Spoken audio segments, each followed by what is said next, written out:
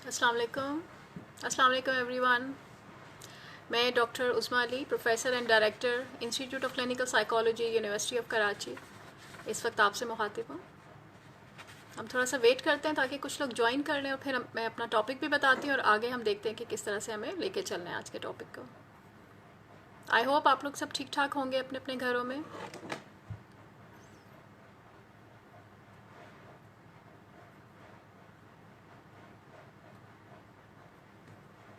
Okay, welcome. Lubna Suhail ने join किया है हमें अभी। तो आज काफ़ी दिनों के बाद हमारा प्रोग्राम हो रहा है। हमने बीच में थोड़ा सा ब्रेक लिया था। ज़ाहिर है कोरोना वायरस की वजह से काफ़ी ज़्यादा ये नंबर सब बहुत ज़्यादा बढ़ गए हैं। तो हमारे कुछ एक्सपर्ट्स हैं, उन्होंने भी सफ़र किया, कुछ उनकी फैमिलीज़ ने भी सफ़र किया और आईसीपी ने भी सफ़र किया इसको। तो अब ब्रेक के बाद दोबारा से ज़ाहिर है ज़िंदगी चलती रहती है, रुकती नहीं है। तो हम दोबारा से फिर से मिल रहे हैं आज, ताकि हम अपने काम को, लेगेसी को आगे बढ़ाएं। Thank you Sadaf for joining, Sidra Shoaib for joining. तो आज का जो टॉपिक है, जैसे पिछला टॉपिक मैंने फॉरगिवनेस पे किया था जब, तो उसमें मैंने यही कहा था कि नेक्स्ट अनाउंस कर दिया था मैंने कि जो नेक्स्ट टॉपिक होगा हमारा वो डिसीजन मेकिंग से रिलेटेड होगा। तो आज का जो टॉपिक है ये decision making and mental health पे है कि डिसीजन मेकिंग एक तो नॉर्मल मासेस के अंदर या आम लोगों के अंदर क्या डिफ़िकल्टीज़ होती हैं कोई भी काम को डिसाइड करने के लिए या डिसीजन लेने के लिए या फ़ैसला लेने के लिए। तो बेसिकली आम लफ्ज़ों में welcome Nusrat, Fatima, Sadaf for joining our programme. Zara Haq, welcome to the programme. काफ़ी दिनों बाद हमारी मुलाकात हो रही है, मैं भी बहुत ज़्यादा मिस कर रही थी। जब बिल्कुल आप घर पे रह रहे होते हैं और घर से ही चीज़ों को ऑपरेट कर रहे होते हैं और फिर साथ साथ आपको बहुत सारी आए दिन आपको कोविड की वजह से डेथ्स की खबरें भी मिलती रहती हैं, बीमारी की खबरें भी मिलती रहती हैं, तो दिल चाहता है कि वापस काम पे आ जाएं और फिर से आप अपनी लाइफ को एक्टिव कर लें और कुछ ना कुछ जो है करते रहें। तो आज मुझे अच्छा लग रहा है कि मैं आप लोगों सबसे बात कर रही हूँ, मुझे मौका मिल रहा है कोई कुछ ना कुछ आपसे सीखने का और आपको कुछ ना कुछ जो मुझे आता है ट्रांसफ़र करने का। सिखाने का तो मैं नहीं कहूँगी कि मुझे बहुत आता है और मैं कुछ सिखाने जा रही हूँ, बट हम एक डिस्कशन करेंगे। जो कुछ पॉइंट्स मैंने लर्न किए हैं अपने एक्सपीरियंस से या रिसर्चेस के थ्रू, जो मैंने लर्न किया है वो मैं आप तक पहुँचाऊँगी और मैं चाहूँगी कि आप लोग भी इसमें पार्टिसिपेट करें। वेलकम डॉक्टर मोइन, आपने ज्वाइन किया है। आप हमेशा अप्रिशिएट करते हैं डॉक्टर मोइन। हैदराबाद में जो हमारा हॉस्पिटल है, पाकिस्तान का सबसे बड़ा मेंटल हॉस्पिटल, वहाँ पे डॉक्टर मोइन जो हैं हेड ऑफ़ डिपार्टमेंट जो हैं वो रह चुके हैं और उनसे काफ़ी हमारा आना जाना रहता है। वेलकम डॉक्टर साजिद, सुमेरा, अनवर, सलमा, मुसरत बाजी मेरी बहन वेलकम टू द प्रोग्राम। अच्छा, हम बात कर रहे थे कि यानी कुव्वत फ़ैसला क्या है। तो थोड़ा सा मैं आप लोगों पे छोड़ती हूँ कि आप लोग क्या समझते हैं। अस्सलाम वालेकुम मैडम। मैडम नसरीन असलम शाह, हमारी dean faculty of arts and social science. Thank you madam for joining and always appreciating our programmes and your presence is always a motivator for me and my other colleagues. Thank you madam for joining and welcome Parvez for joining the programme. तो अच्छा, पहला मैं हमेशा यही करती हूँ जब मेरा कोई प्रोग्राम होता है, मैं चाहती हूँ कि मैं आपके पॉइंट ऑफ व्यू सुनूँ या मैं ये जानूँ कि आप लोगों को क्या पता है कि डिसीजन मेकिंग क्या है, ताकि मुझे फिर बाद में अपने अगले प्रोग्राम्स करने में मुझे आसानी रहती है और मुझे क्वेश्चन आंसर्स को करने में भी थोड़ा इजी जो है फील होता है, मैं कनेक्टेड फील करती हूँ आपके साथ। तो 5 मिनट हम रखते हैं। जिन लोगों ने ज्वाइन कर लिया है तो वो जल्दी से मुझे बताएं कि कुव्वत फ़ैसला क्या है और कब उन्हें डिफ़िकल्टी लगती है कुव्वत फ़ैसला करते हुए, किन किन किन चीज़ों के अंदर या किन किन ज़िंदगी के कौन से ऐसे एस्पेक्ट्स हैं जिनमें उनको लगा कभी ज़िंदगी में कि उन्हें फ़ैसला करने में जो है वो दुश्वारी हुई या मुश्किल हुई। कौन से ऐसी फील्ड्स हो सकती हैं, ऐसे वो एरियाज़ हो सकते हैं, लाइफ के मरहले ऐसे हो सकते हैं जिनमें उनको लगा कि हमें डिफ़िकल्टी पेश आई है। और डिफ़िकल्टी होती क्या है, कुव्वत फ़ैसला क्या है, आप क्या समझते हैं? तो जब तक मैं नए आने वालों को वेलकम करती हूँ, तो जिन्होंने पहले ज्वाइन किया है मैं चाहूँगी कि वो लोग मुझे लिख के बताएं कि क्या है। तो ये टॉपिक बड़ा इंटरेस्टिंग है, बहुत सी इसमें अच्छी अच्छी भी बातें आएंगी, बहुत सी चीज़ें हम डिस्कस करेंगे, हम रिफ़्रेश भी करेंगे उसको। तो आज हम देखते हैं कि आप लोग क्या समझते हैं, आप लोगों की क्या नॉलेज है। Welcome Ayesha, Sam for joining the programme. जी, आई एम वेटिंग कि आप लोगों की तरफ से कुछ कमेंट्स आ जाएं। ताकि हम वो भी डिस्कस कर लें कि जो हमारी ऑडियंस है, मेंबर्स हैं, उनकी क्या नॉलेज है, उनकी क्या राय है, उनके एक्सपीरियंसेस क्या हैं, और वो क्या समझते हैं कुव्वत फ़ैसला क्या है, कब डिफ़िकल्टी होती है उन्हें कोई भी फ़ैसला लेने में, कौन से ऐसे पॉइंट्स होते हैं, एरियाज़ होते हैं, ज़िंदगी के कौन से ऐसे मराहिल होते हैं जिनमें उनको लगता है कि मुश्किल हो जाती है आम लोगों को फ़ैसला करने में। एक तो ठीक है, हम मेंटल हेल्थ की जब बात करेंगे वो थोड़ा सा मैं पहले जनरल बात करूँगी ताकि सभी लोगों को इसके बारे में आगाही हो, और फिर मैं उसको कनेक्ट करूँगी मेंटल डिसऑर्डर्स के साथ कि कौन कौन से मेंटल डिसऑर्डर्स हैं जिसके अंदर ये अलामात होती हैं कि जो मेंटल जो यानी डिसीजन मेकिंग जो है उन की अलामात हैं उन डिसऑर्डर्स की। तो उस पर हम लेटर ऑन जो है हम बात करेंगे, पहले हम इन जनरल जो है बात कर रहे हैं। जी अलियास, वालेकुम अस्सलाम, and Aqsa, thank you for joining. Tauqeer, thank you for joining. अच्छा, तोकीर साहब ने लिखा कि हर मामले में डिस्कशन डिसीजन लेते हुए मुश्किल होती है। ठीक है, हर मामले का मतलब है कि इन जनरली जो है कुछ लोगों को लगता है कि डिसीजन मेकिंग डिफ़िकल्टी है। ओके, लोगों से मेल जोल से घबराता हूँ। ठीक है, यानी मेल जोल से घबराहट होती है या डिसीजन डिसाइड करने में डिफ़िकल्टी होती है कि मिलना चाहिए या नहीं मिलना चाहिए। ठीक है, और इसके अलावा अच्छा, इस पे जनरली अगर हम देखें तो डिसीजन मेकिंग पे काफ़ी ज़्यादा बात भी होती रहती है, रिसर्चेस भी इस पे काफ़ी ज़्यादा हुई हैं, और अगर हम देखें तो बहुत से जो पेरेंट्स हमसे कंसल्ट करते हैं, हमारे पास जो आईसीपी में भी बहुत सारे पेरेंट्स आते हैं, तो वो इस डिफ़िकल्टी के साथ आते हैं कि उनके बच्चों के साथ उनको कैरियर काउंसलिंग करिए फॉर एग्जांपल, या कैरियर डिसीजन, तो उसके लिए फिर जो है हम वो सजेस्ट करते हैं।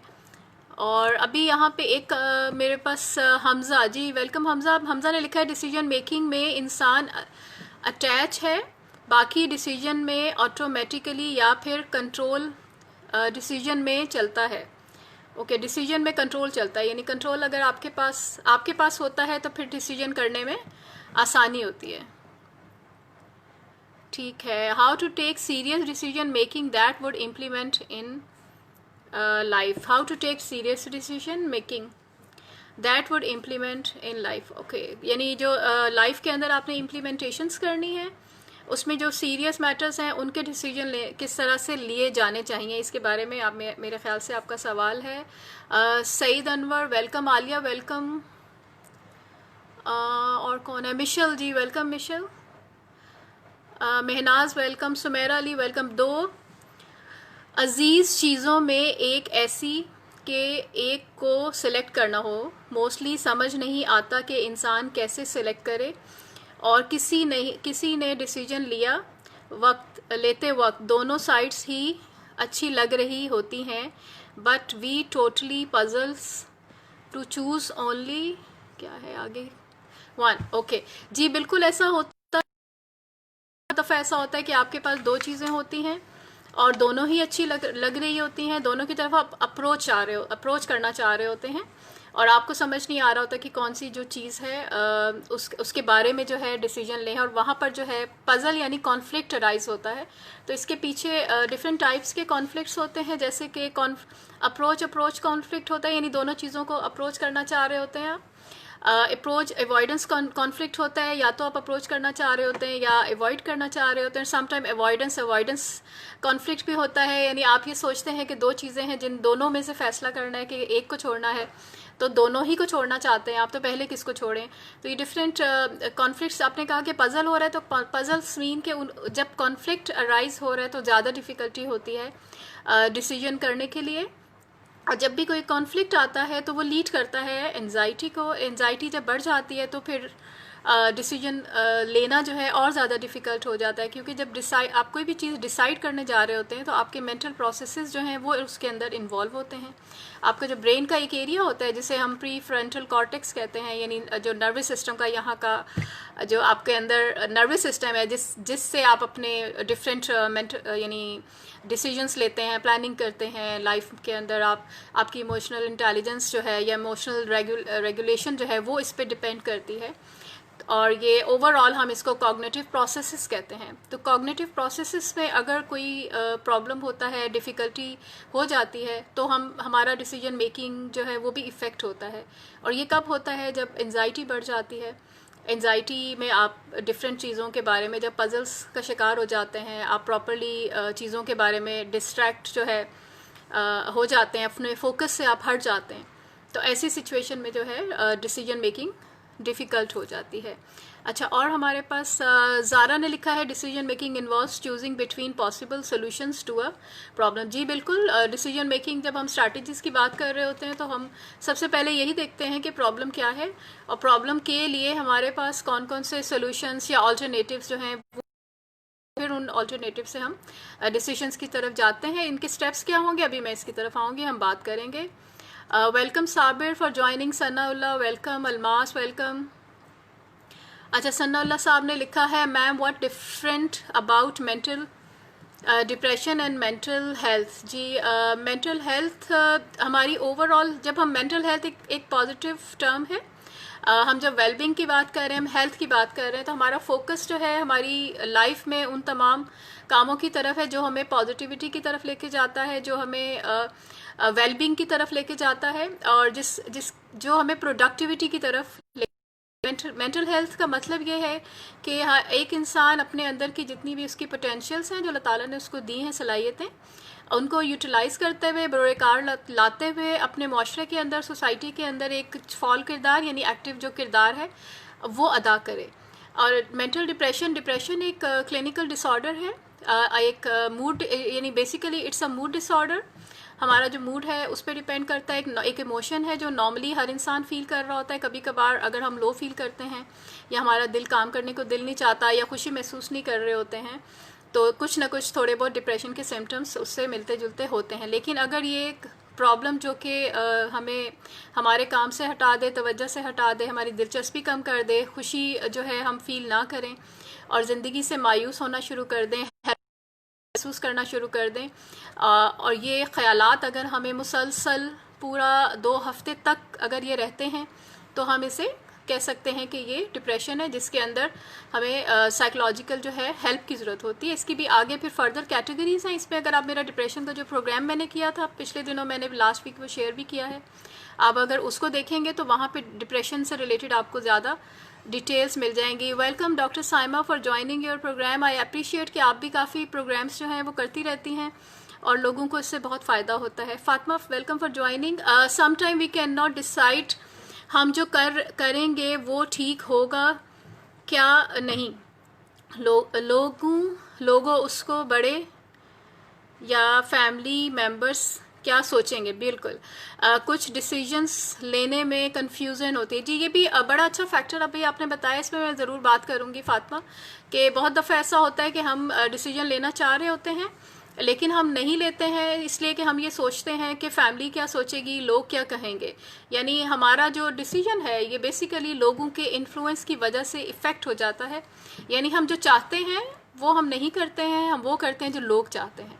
और ऐसे में क्या होता है कि जो हमारी चाहत है वो वहीं की वहीं रह जाती है। हम लोगों के चाहने पे जब लाइफ गुजार रहे होते हैं तो इसका मतलब है कि हम उसमें वो हैप्पीनेस जो हम चाह रहे होते हैं वो हमें नहीं मिलती है। तो हमारा जो डिसीजन जब दोनों हमें भी पसंद हो, हमारी फैमिली को भी उसी तरह से बुरी तरह इफ़ेक्ट ना करे, या हमारी फैमिली उससे डिस्टर्ब ना हो, वो भी उस चीज़ को एक्सेप्ट कर ले और हमें भी खुशी मिले, हमारा एनवायरनमेंट भी जो है उससे फ़ायदा पहुँचे, तो ऐसा डिसीजन जो है वो आप सेटिस्फेक्शन की तरफ लेके जा रहा होता है। लेकिन इसमें आपको ये देखना है कि किस तरह से आप जो हैं अपनी चीज़ों को छोड़कर दूसरों के डिसीजंस पे चल रहे हैं। तो क्या ऐसा डिसीजन आपके लिए फ़ायदेमंद होगा, क्या आपके ऐसे फैक्टर्स हैं जिन पे काम करने की आपको ज़रूरत है ताकि आप ऐसे डिसीजन लें जो आपको फ़ायदा दें और जो आपके लिए हैप्पीनेस का बायस बने और आपकी ज़िंदगी को आगे जो है। तो इस पर भी हम थोड़ी देर में हम बात करेंगे। जी Abdullah Mirza welcome for the joining. Ilyas साहब ने लिखा है when I fail to decide when our elders getting involve in such things and sometimes my failure are due to my intra-psychic conflicts and mostly I remained double minded। जी अभी मैंने conflicts की बात की है। जब आपके पास ऑल्टरनेटिव्स होते हैं तो उसमें डिसीजन मेकिंग डिफ़िकल्टी होती ही जब हमारे पास एक से ज़्यादा चॉइसेस होती हैं, ऑल्टरनेटिव्स होते हैं और हम डिसाइड नहीं कर पा रहे होते, या फिर हमारे अंदर कॉन्फिडेंस नहीं होता है, हमें फेलियर का डर होता है। ये बहुत सारे ऐसे फैक्टर्स हैं जिनकी वजह से होता है। इनको कैसे कम करना है ये भी मैं इसके साथ ज़रूर बताऊँगी। जी बिनते करीम, वेलकम फॉर ज्वाइनिंग। अच्छा, अभी तक जितने सवाल आए थे वो हमने ले लिए हैं, तो मैं थोड़ा सा इस पे बात करूँ कि होता क्या है। डिसीजन मेकिंग बेसिकली जैसे अभी मैंने बताया है कि ये कॉग्निटिव प्रोसेस है इन साइकोलॉजी, जो कि रिज़ल्ट होता है उसमें डिफरेंट बिलीव्स की सूरत में। जब हम कोई डिसीजन ले लेते हैं तो हमारे सामने एक कोर्स ऑफ एक्शन जो है वो आ जाता है, और बहुत सारे ऐसे ऑल्टरनेटिव्स हमारे सामने होते हैं, बहुत सारे ऐसी प्रेफरेंसेस हमारे सामने होती हैं जिन पे एक्शन लेने के बाद हम अपने गोल तक पहुंचते हैं। तो डिसीजन मेकिंग की ज़रूरत उस वक्त आती है जब हमें हमारे पास डिफरेंट ऑप्शंस अवेलेबल होते हैं, हमारे पास डिफरेंट चॉइसेस अवेलेबल होती हैं, हमारे पास डिफरेंट प्रेफरेंसेस अवेलेबल होती हैं, और हमारा जो बिलीव है वो कहीं ना कहीं हमें अपनी चॉइस जो है लेनी होती है अपने बिलीफ से मैच करते हुए। मेरा ये बिलीव है कि अगर मैं ये काम करूँगी तो मैं सक्सेसफुल हो जाऊँगी, या मेरा ये बिलीव है कि मुझे लोगों के साथ मिल के चलना है, इसलिए मेरा ये डिसीजन है पॉजिटिवली बात करूं या अच्छे तरीके से बात करूं, या मेरा ये बिलीव है कि जब लोग मिलके काम करते हैं तो जो काम है वो सक्सेसफुल हो जाता है। तो उसके लिए मेरा ये डिसीजन होगा कि मैं अपने सबऑर्डिनेट के साथ जो है अच्छे तरीके से पेश आऊँ। मेरा ये डिसीजन होगा कि मैं सारा का सारा जो काम है वो मैं अपने ऊपर ना लूँ, मैं उस काम को डिस्ट्रीब्यूट कर दूँ, और डिस्ट्रीब्यूट जो है मैं अपनी जो टीम है उसके लेवल्स को या उसकी स्किल्स को देखते हुए अपने जो काम है डिफरेंट जो मैं कराना चाहती हूँ, जो मेरा गोल है जिससे मैं अचीव करना चाहती हूँ, मैं उसके स्किल्स के मुताबिक उनको डिवाइड करके उनकी रिस्पॉन्सिबिलिटीज़ उनको दूँ। This is what I have decide, यानी ये मेरा डिसीजन हो सकता है। अच्छा, ये डिसीजन के पीछे क्या क्या इन्वॉल्व है, जैसे कि मैंने अभी कहा है, मेरी थॉट इन्वॉल्व है। अगर मैं ऐसा समझती हूँ कि अगर मैं अपने काम को अचीव करना चाहती हूँ या अपने गोल को अचीव करना चाहती हूँ एज अ हेड, और मैं ये समझती हूँ कि जो मेरी टीम है अगर वो अपने अपने काम को प्रॉपरली अदा करेगी डिफरेंट डोमेन्स के अंदर, तो ही जो मेरा इदारा है वो सक्सेसफुली होके चलेगा। अगर मेरा मानना ऐसा है, मेरा बिलीव ऐसा है, तो ही मैं ये डिसीजन जो है मैं कर सकूँगी। अच्छा, इसके साथ साथ फिर मेरे पास डिफरेंट चॉइसेस भी होंगी कि क्या मैं किस तरह से जो है डिसीजंस जो है वो लूँ। उसके लिए फिर मुझे ये भी देखना है कि जब मैं कोई डिसीजन लेने जा रही हूँ तो उसके लिए फॉर एग्ज़ाम्पल क्या क्या ऑप्शंस हो सकते हैं, मैं किस तरीके से जो है अपना काम जो है मैं करूँगी। क्या फॉर एग्ज़ाम्पल अगर मेरे पास चॉइस है कि मैं मंडे ट्यूसडे वेडनेसडे काम करूँ, चॉइस है कि मैं हफ्ते में 7 दिन काम करूं, तो फिर मुझे ये डिसाइड करना है कि मैं कौन से काम ऐसे हैं जो मंडे और ट्यूसडे करूं, या कौन से काम ऐसे हैं जो मैं वेडनेसडे थर्सडे करूं, या कौन से काम ऐसे हैं जो मैं वीकेंड के लिए छोड़ दूं। तो यहाँ पर डिसीजन जो है मुझे उस वक्त लेना पड़ेगा जब मेरे पास एक तो प्रेफरेंसेस होंगी, मेरा अपना एक बिलीफ होगा कि मुझे मेरा ये मानना है कि ये काम इस तरह से हो जाएगा, या मेरा ये मानना है कि ये काम ऐसे होना चाहिए, या मेरा ये मानना है कि जब मैं ये गोल अचीव करने जाऊंगी उसमें इस तरह से स्टेप्स जो हैं मुझे लेने चाहिए, या जब मैं अपना गोल अचीव करने जा रही हूँ तो उसमें मुझे इन चीज़ों को जो है सिलेक्ट करना चाहिए, या मेरा इरादा अगर ऐसा होगा तो ही मैं वो काम जो है कर सकूँगी। अच्छा, बहुत दफ़ा ऐसा होता है कि इंसान जो है वो सोचता रहता है, ख़यालात बनाता है कि मैं ये कर लूँगा, मैं ये कर लूँगा, मैं पढ़ाई जैसे बहुत सारे स्टूडेंट्स अभी यहाँ पर हैं, तो बहुत सारे स्टूडेंट्स ने आईसीपी के स्टूडेंट्स भी हैं, आईसीपी के अलावा और स्टूडेंट्स भी डेफिनेटली यहाँ पर हमारे पेज पे हैं। तो जब एक स्टूडेंट किसी भी इदारे के अंदर आता है तो वो एक गोल बना के आता है कि उसको अपनी डिग्री जो है वो हासिल करनी है। एक सिंपल सी एग्जांपल हम ले सकते हैं, अगर उसका ये गोल सिर्फ डिग्री हासिल करने तक है तो वो अपनी एक जो नॉर्मल सी मेहनत होता है वो करता है और वो डिग्री लेके चला जाता है। लेकिन अगर उसका जो गोल है वो ये है कि डिग्री के साथ साथ उसने जिस फील्ड के अंदर वो आया है वो स्किल्स भी लर्न करनी है, उसे बेस्ट थेरेपिस्ट बनना है, या बेस्ट उसको सोशल वर्कर बनना है, या उसको मैथमेटिशियन बनना है, या अगर वो लॉ कर रहा है तो बेस्ट लॉयर बनना है, या अगर वो कोई MBA कर रहा है तो उसको बहुत सारी ऐसी स्ट्रैटेजीज़ लर्न करनी है जिसको देखते हुए किसी बहुत ही अच्छी कंपनी के अंदर बहुत अच्छी जॉब हासिल कर सके, और बहुत सारी और कोई अपना हुनर अगर उसके अंदर है तो उसको कर सके। अगर उसने अपना गोल जो है वो बनाया हुआ है और उसके साथ ही वो डिफरेंट स्टेप्स ले लेता है, या उसको पता है कि मैं कौन से ऐसे स्टेप्स लूँ जिनको हासिल कर यानी जिसके ऊपर अमल करने के बाद मैं अपने गोल तक पहुँच सकूँगा, तो वो जो उसका डिसीजन मेकिंग प्रोसेस है वो हेल्दी है, इफ़ेक्टिव है, क्योंकि वो उसको उसके गोल तक जो है वो लेके जा रहा है। तो बेसिकली बहुत सारे लोग ऐसे होते हैं जो ख्वाहिशें भी करते हैं, उनकी बहुत सारी प्लानिंग्स भी होती हैं, और वो ख्वाब भी बहुत सारे देख लेते हैं कि हम ये करेंगे या हम कुछ भी हासिल कर लेंगे, लेकिन उसके ऊपर वो इम्प्लीमेंटेशंस नहीं करते हैं या उसके ऊपर वो अमल नहीं करते हैं, या उसके बीच में जो इंटरमिटेंट हमें गोल्स बनाने होते हैं वो नहीं बनाते हैं। जब हम अमल नहीं करते या प्रॉपरली हम असेस नहीं करते हैं या प्रॉपरली हम उस पर गोल्स प्रॉपरली या जो अचीवेबल गोल्स होते हैं हम वो नहीं बनाते हैं, तो जो हमारा अल्टीमेट टारगेट होता है वो अचीव नहीं हो पाता है। तो वहाँ पे हमें फेलियर का सामना करना पड़ता है, फ्रस्ट्रेशन का सामना करना पड़ता है, जिसकी वजह से फिर हमें अपने जो डिसीजन हमने लिया होता है उस पर हमें सम टाइम ये होता है कि हमें पछतावा होता है या गिल्ट जो है हमें वो होती है, और वो फर्दर फिर आगे हमें डिफ़िकल्टी होती है फर्दर डिसीजन लेने के लिए। तो डिसीजन मेकिंग डिफ़िकल्टी बेसिकली उस वक्त अराइज़ होती है, या इनडिसाइसिवनेस उस वक्त अराइज़ होती है, या तो हमने अपने घर से कुछ ऐसा सीखा होता है कि हम कॉन्फ्लिक्ट का शिकार हुए और प्रॉपरली हम डिसीजन नहीं ले पाए, या फिर हमने डिसीजंस ले लिए थे और उसके बाद हमने प्रॉपरली उसको फॉलो नहीं किया, प्लान ऑफ एक्शन ठीक तरह से नहीं बनाया, गोल्स ठीक तरह से नहीं बनाए, और हमें फेलियर का सामना करना पड़ा, तो हमें डिफ़िकल्टी हो गई, और या फिर हम डिसीजन ले ही नहीं पाते, हम सोचते ही रहते हैं कॉन्फ्लिक्ट्स की उसकी वजह।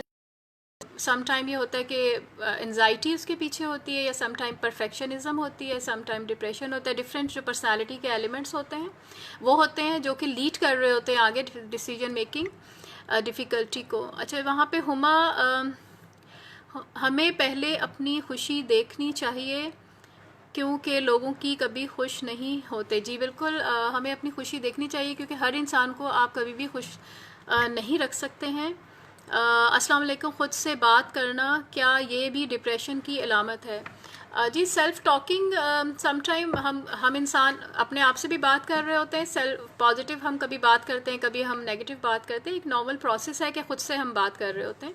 जब हम सेल्फ़ एनालिसिस करते हैं तो हम खुद से बात करते हैं, लेकिन कभी कभार कुछ मर्ज़ ऐसे होते हैं जिसके अंदर जो मरीज़ है वो सेल्फ़ टॉक कर रहा होता है, एक्चुअली में उसकी जो परसेप्शन होती है वो डिस्टर्ब होती है, जो उसकी सेंसेशन है, सेंसरी जो यानी जिसे हम ख्वासे हमसा कहते हैं, 5 सेंसेस, जैसे कि विजन है, ऑडिटरी है स्पेशली, यानी आवाज़ें सुनाई देना या कुछ दिखाई देना, वो डिस्टर्ब होता है। तो उसमें बहुत सारे ऐसे मरीज़ कहते हैं कि या उनके घर वाले कहते हैं कि ये खुद से बात कर रहा होता है। तो बेसिकली जब ऐसा जो मरीज़ है जो जिसके सेंसेस डिस्टर्ब होते हैं, मोस्टली साइकोसिस में या शिज़ोफ्रीनिया में ऐसा होता है, उसमें हम कह सकते हैं कि ये एक डिस्टर्बेंस है या बीमारी का हिस्सा है।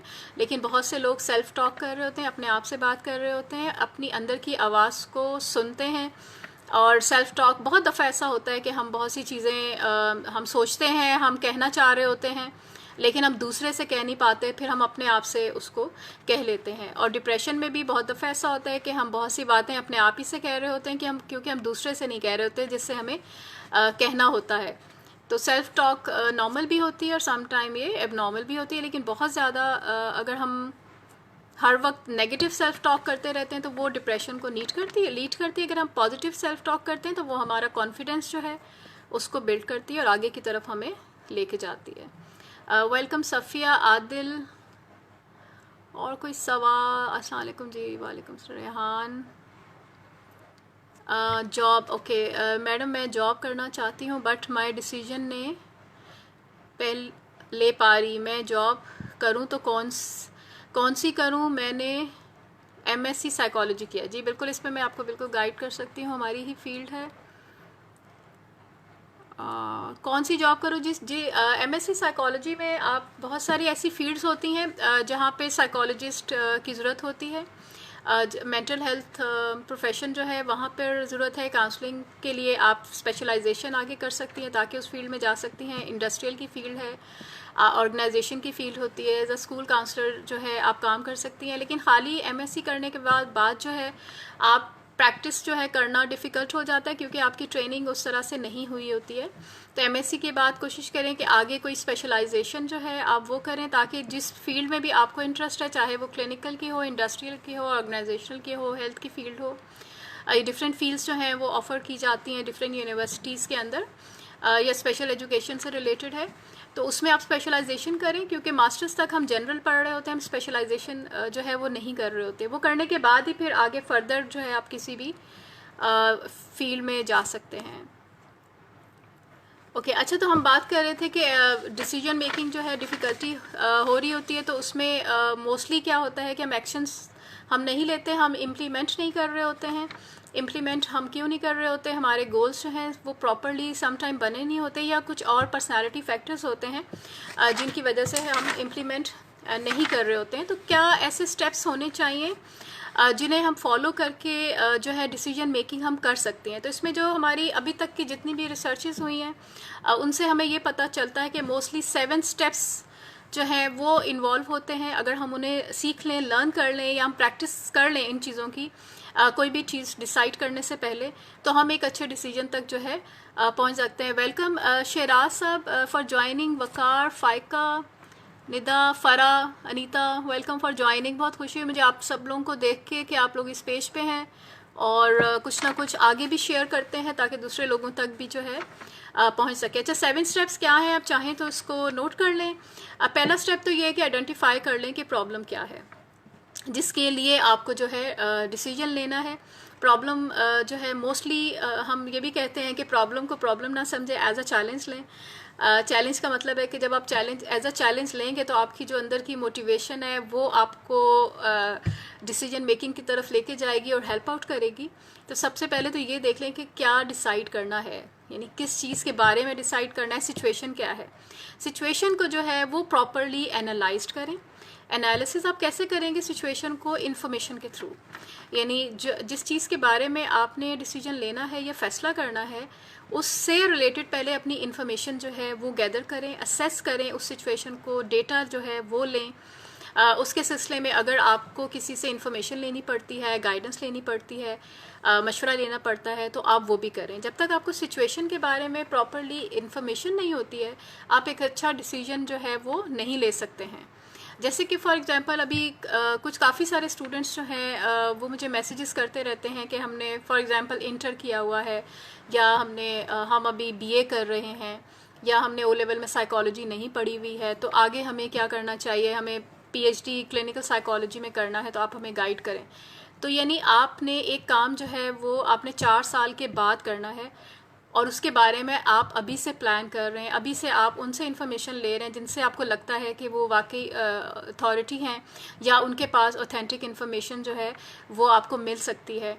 तो आप जो है जब भी कोई फ़ैसला करने जाएंगे तो आप पहले से ही अपने जो टारगेट है उसको देख लेंगे कि एक्चुअल में आपका जो टारगेट है वो क्या है। फॉर एग्ज़ाम्पल अगर आपको अभी अपना फ्यूचर के बारे में फ़ैसला करना है तो अभी से आप देखेंगे कि 5 साल के बाद आप अपने आप को कहाँ देख रहे हैं, यानी आप उस चीज़ को इमेजिन करेंगे आफ्टर 5 ईयर आप क्या होंगे, आप क्या कर रहे होंगे, किस फील्ड में होंगे, और उस वक्त आपको कैसा लगेगा जब आपको वो चीज़ मिल जाएगी। जब भी आप अपनी जो रूट है उसको सही तरीके से आप ले सकते हैं। बिल्कुल ऐसे ही है जैसे कि आपने इस्लामाबाद जाना है और आप उसके लिए डिफरेंट आपको नहीं पता कि कौन कौन सी फ़्लाइट्स जाती हैं, आपको नहीं पता कि आप कौन कौन से रूट्स हैं जिनके थ्रू जा सकते हैं। आजकल वैसे भी फ़्लाइट्स बंद हैं, और आपको अगर आपने ये फ़ैसला किया है कि आपको जाना है तो पहले आपको जाने से पहले आपको ये आइडेंटिफाई करना है कि किन किन रूट्स के थ्रू आपने जाना है, कौन सी फ़्लाइट्स अवेलेबल हैं, कौन सी ट्रेन्स अवेलेबल हैं, किस गाड़ी के थ्रू आप जा सकते हैं, कितना किराया आपको लगेगा, कितने दिन के लिए आपको स्टे है,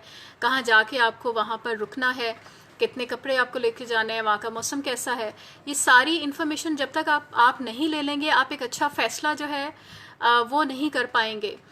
तो जब भी हम कोई फ़ैसला लेने जा रहे होते हैं हम अपने टारगेट को देखते हैं कि वो क्या है, और उसके लिए फिर आप जो बीच के स्टेप्स होते हैं, इंटरमिटेंट गोल्स होते हैं, आप वो बनाते हैं ताकि जो आपका टारगेट जिसको आपने अल्टीमेटली अचीव करना है वो प्रॉपर तरीके से अचीव हो सके, और उसके लिए फिर आपको डिसीजन मेकिंग करने की ज़रूरत पड़ती है कि क्या मैं ये फ़ैसला जो है मैं लूँ या फिर ना लूँ। वेलकम सायरा, सना, सफ़िया, मारिया भाभी, वेलकम टू द प्रोग्राम।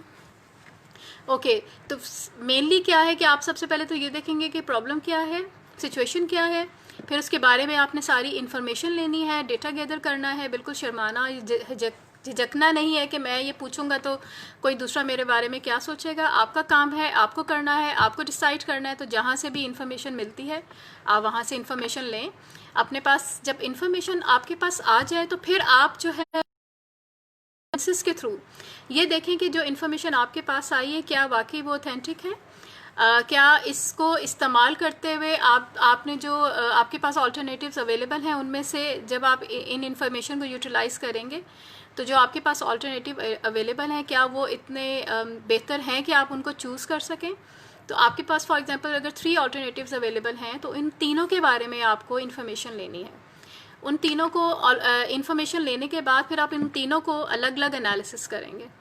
ठीक है, इसके लिए मोस्टली हम एक टेक्निक यूज़ करते हैं जिसे हम कहते हैं प्रोज एंड कॉन्स। ठीक है, यानी आपने एडवांटेजेस देखने हैं कि क्या हैं, अगर मैं ये डिसीजन ले लेता हूँ या इस रास्ते को मैं अपना लेता हूँ तो क्या इसके एडवांटेजेस होंगे, और फिर साथ ही उसी फैसले को लेते हुए या उसी रूट को लेते हुए फिर आपने ये भी देखना है कि इसके साथ मुझे डिसएडवांटेज जो है वो क्या मिलेगा। और ये पहला एक आपने चूज़ किया ऑल्टरनेटिव, उसके दोनों आपने निकाल लेने हैं कि एडवांटेजेस क्या होंगे, डिसएडवांटेजेस क्या होंगे।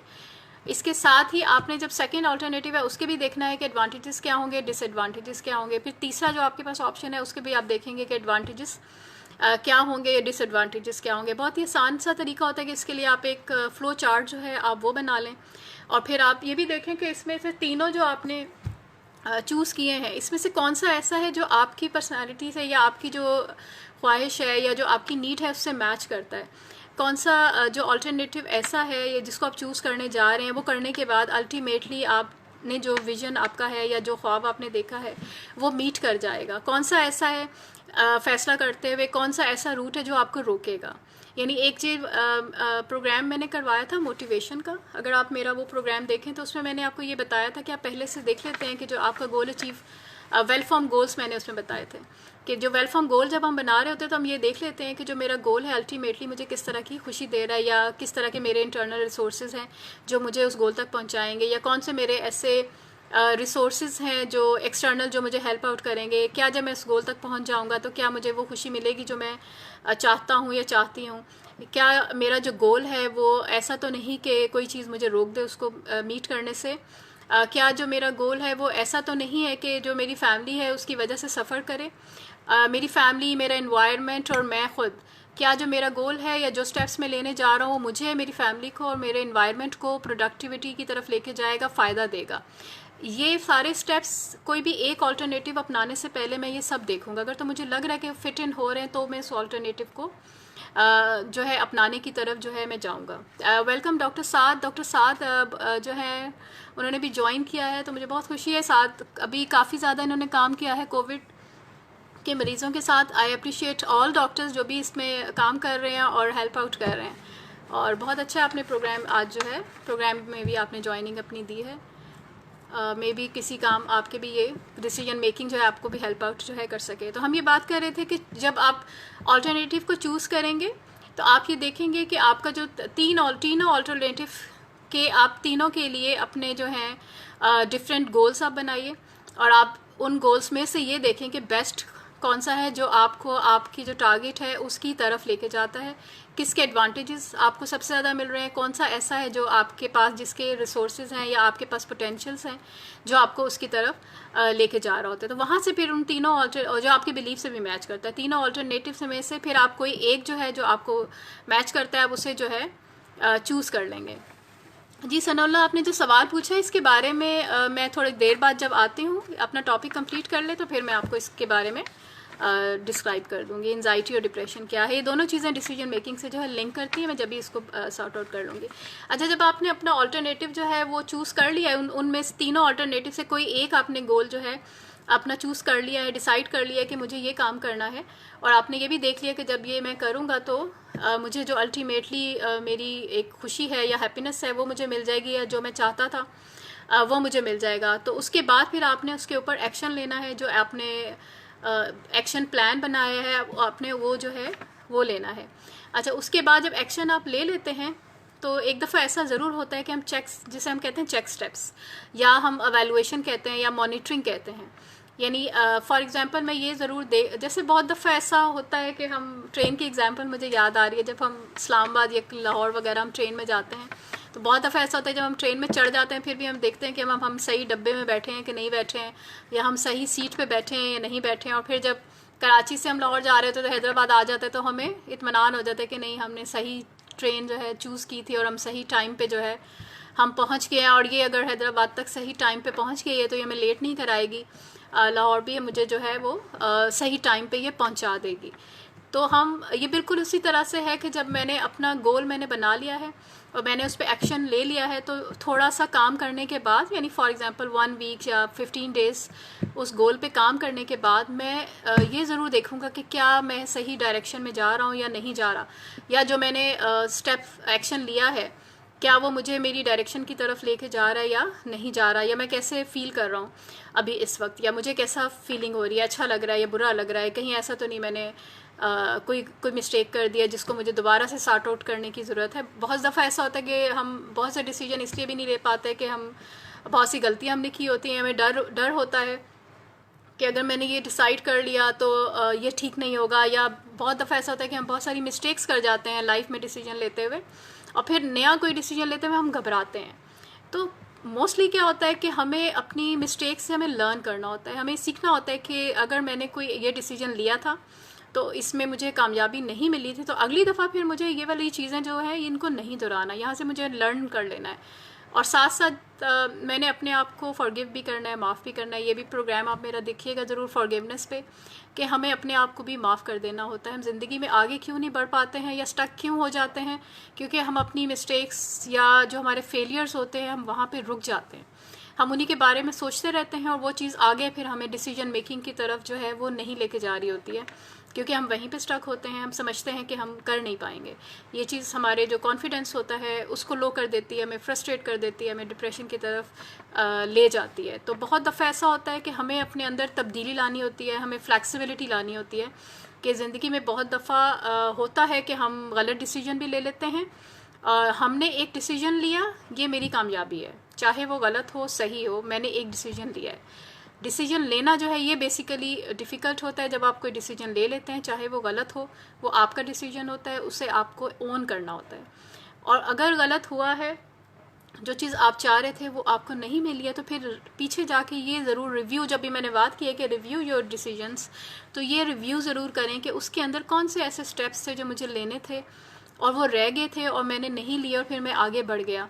तो अब अगर मैं कोई मुझे लग रहा है कि मैं दूसरा डिसीजन लूँ, तो मैं उन स्टेप्स को जिन्होंने मुझे फेलियर की तरफ जो ले गए थे, मैं वो ना दोहराऊँ, उन्हें मैं छोड़ दूँ और मैं कोई दूसरे स्टेप्स जो हैं मैं उन्हें अपनाऊँ, या नई स्ट्रैटेजी बनाऊँ, प्लान बी जो है मैं वो बनाऊँ, ताकि फिर अब नया डिसीजन मैं लूँ और लाइफ में आगे बढ़ जाऊँ। और मैं बहुत दफ़ा मेरे पास ऐसे स्टूडेंट्स भी आते हैं, बहुत दफ़ा हम देखते हैं कि या कैरियर जब हम काउंसलिंग कर रहे थे, हम देखते हैं कि एक जो स्टूडेंट, अगर मेरे पास कोई आया है जिसने कोई एक फ़ील्ड चूज़ कर ली है, लेकिन उस फील्ड में जाने के बाद उसको लगा कि उसको अच्छा नहीं लग रहा, या उसको पढ़ने में मज़ा नहीं आ रहा, या पेरेंट्स इस कंप्लेन के साथ आते हैं कि पहले तो ये बहुत अच्छे नंबर ले रहा था, बहुत अच्छे मार्क्स लेता था, लेकिन अब जो है फॉर एग्ज़ाम्पल कोई सी भी फील्ड हो सकती है, मेडिकल की फील्ड, या बहुत सारे पेरेंट्स चाहते हैं कि हमारा बेटा डॉक्टर बने, इंजीनियर बने, या कुछ और ऐसा करे। जो आजकल ज़्यादातर कंप्यूटर का बहुत ज़्यादा है कि हर बच्चा कंप्यूटर में जाना चाहता है, और पेरेंट्स चाहते हैं जी उसी फील्ड में जाए, डॉक्टर इंजीनियर ही बने, और अभी तक ये चीज़ काफ़ी ज़्यादा कॉमन है।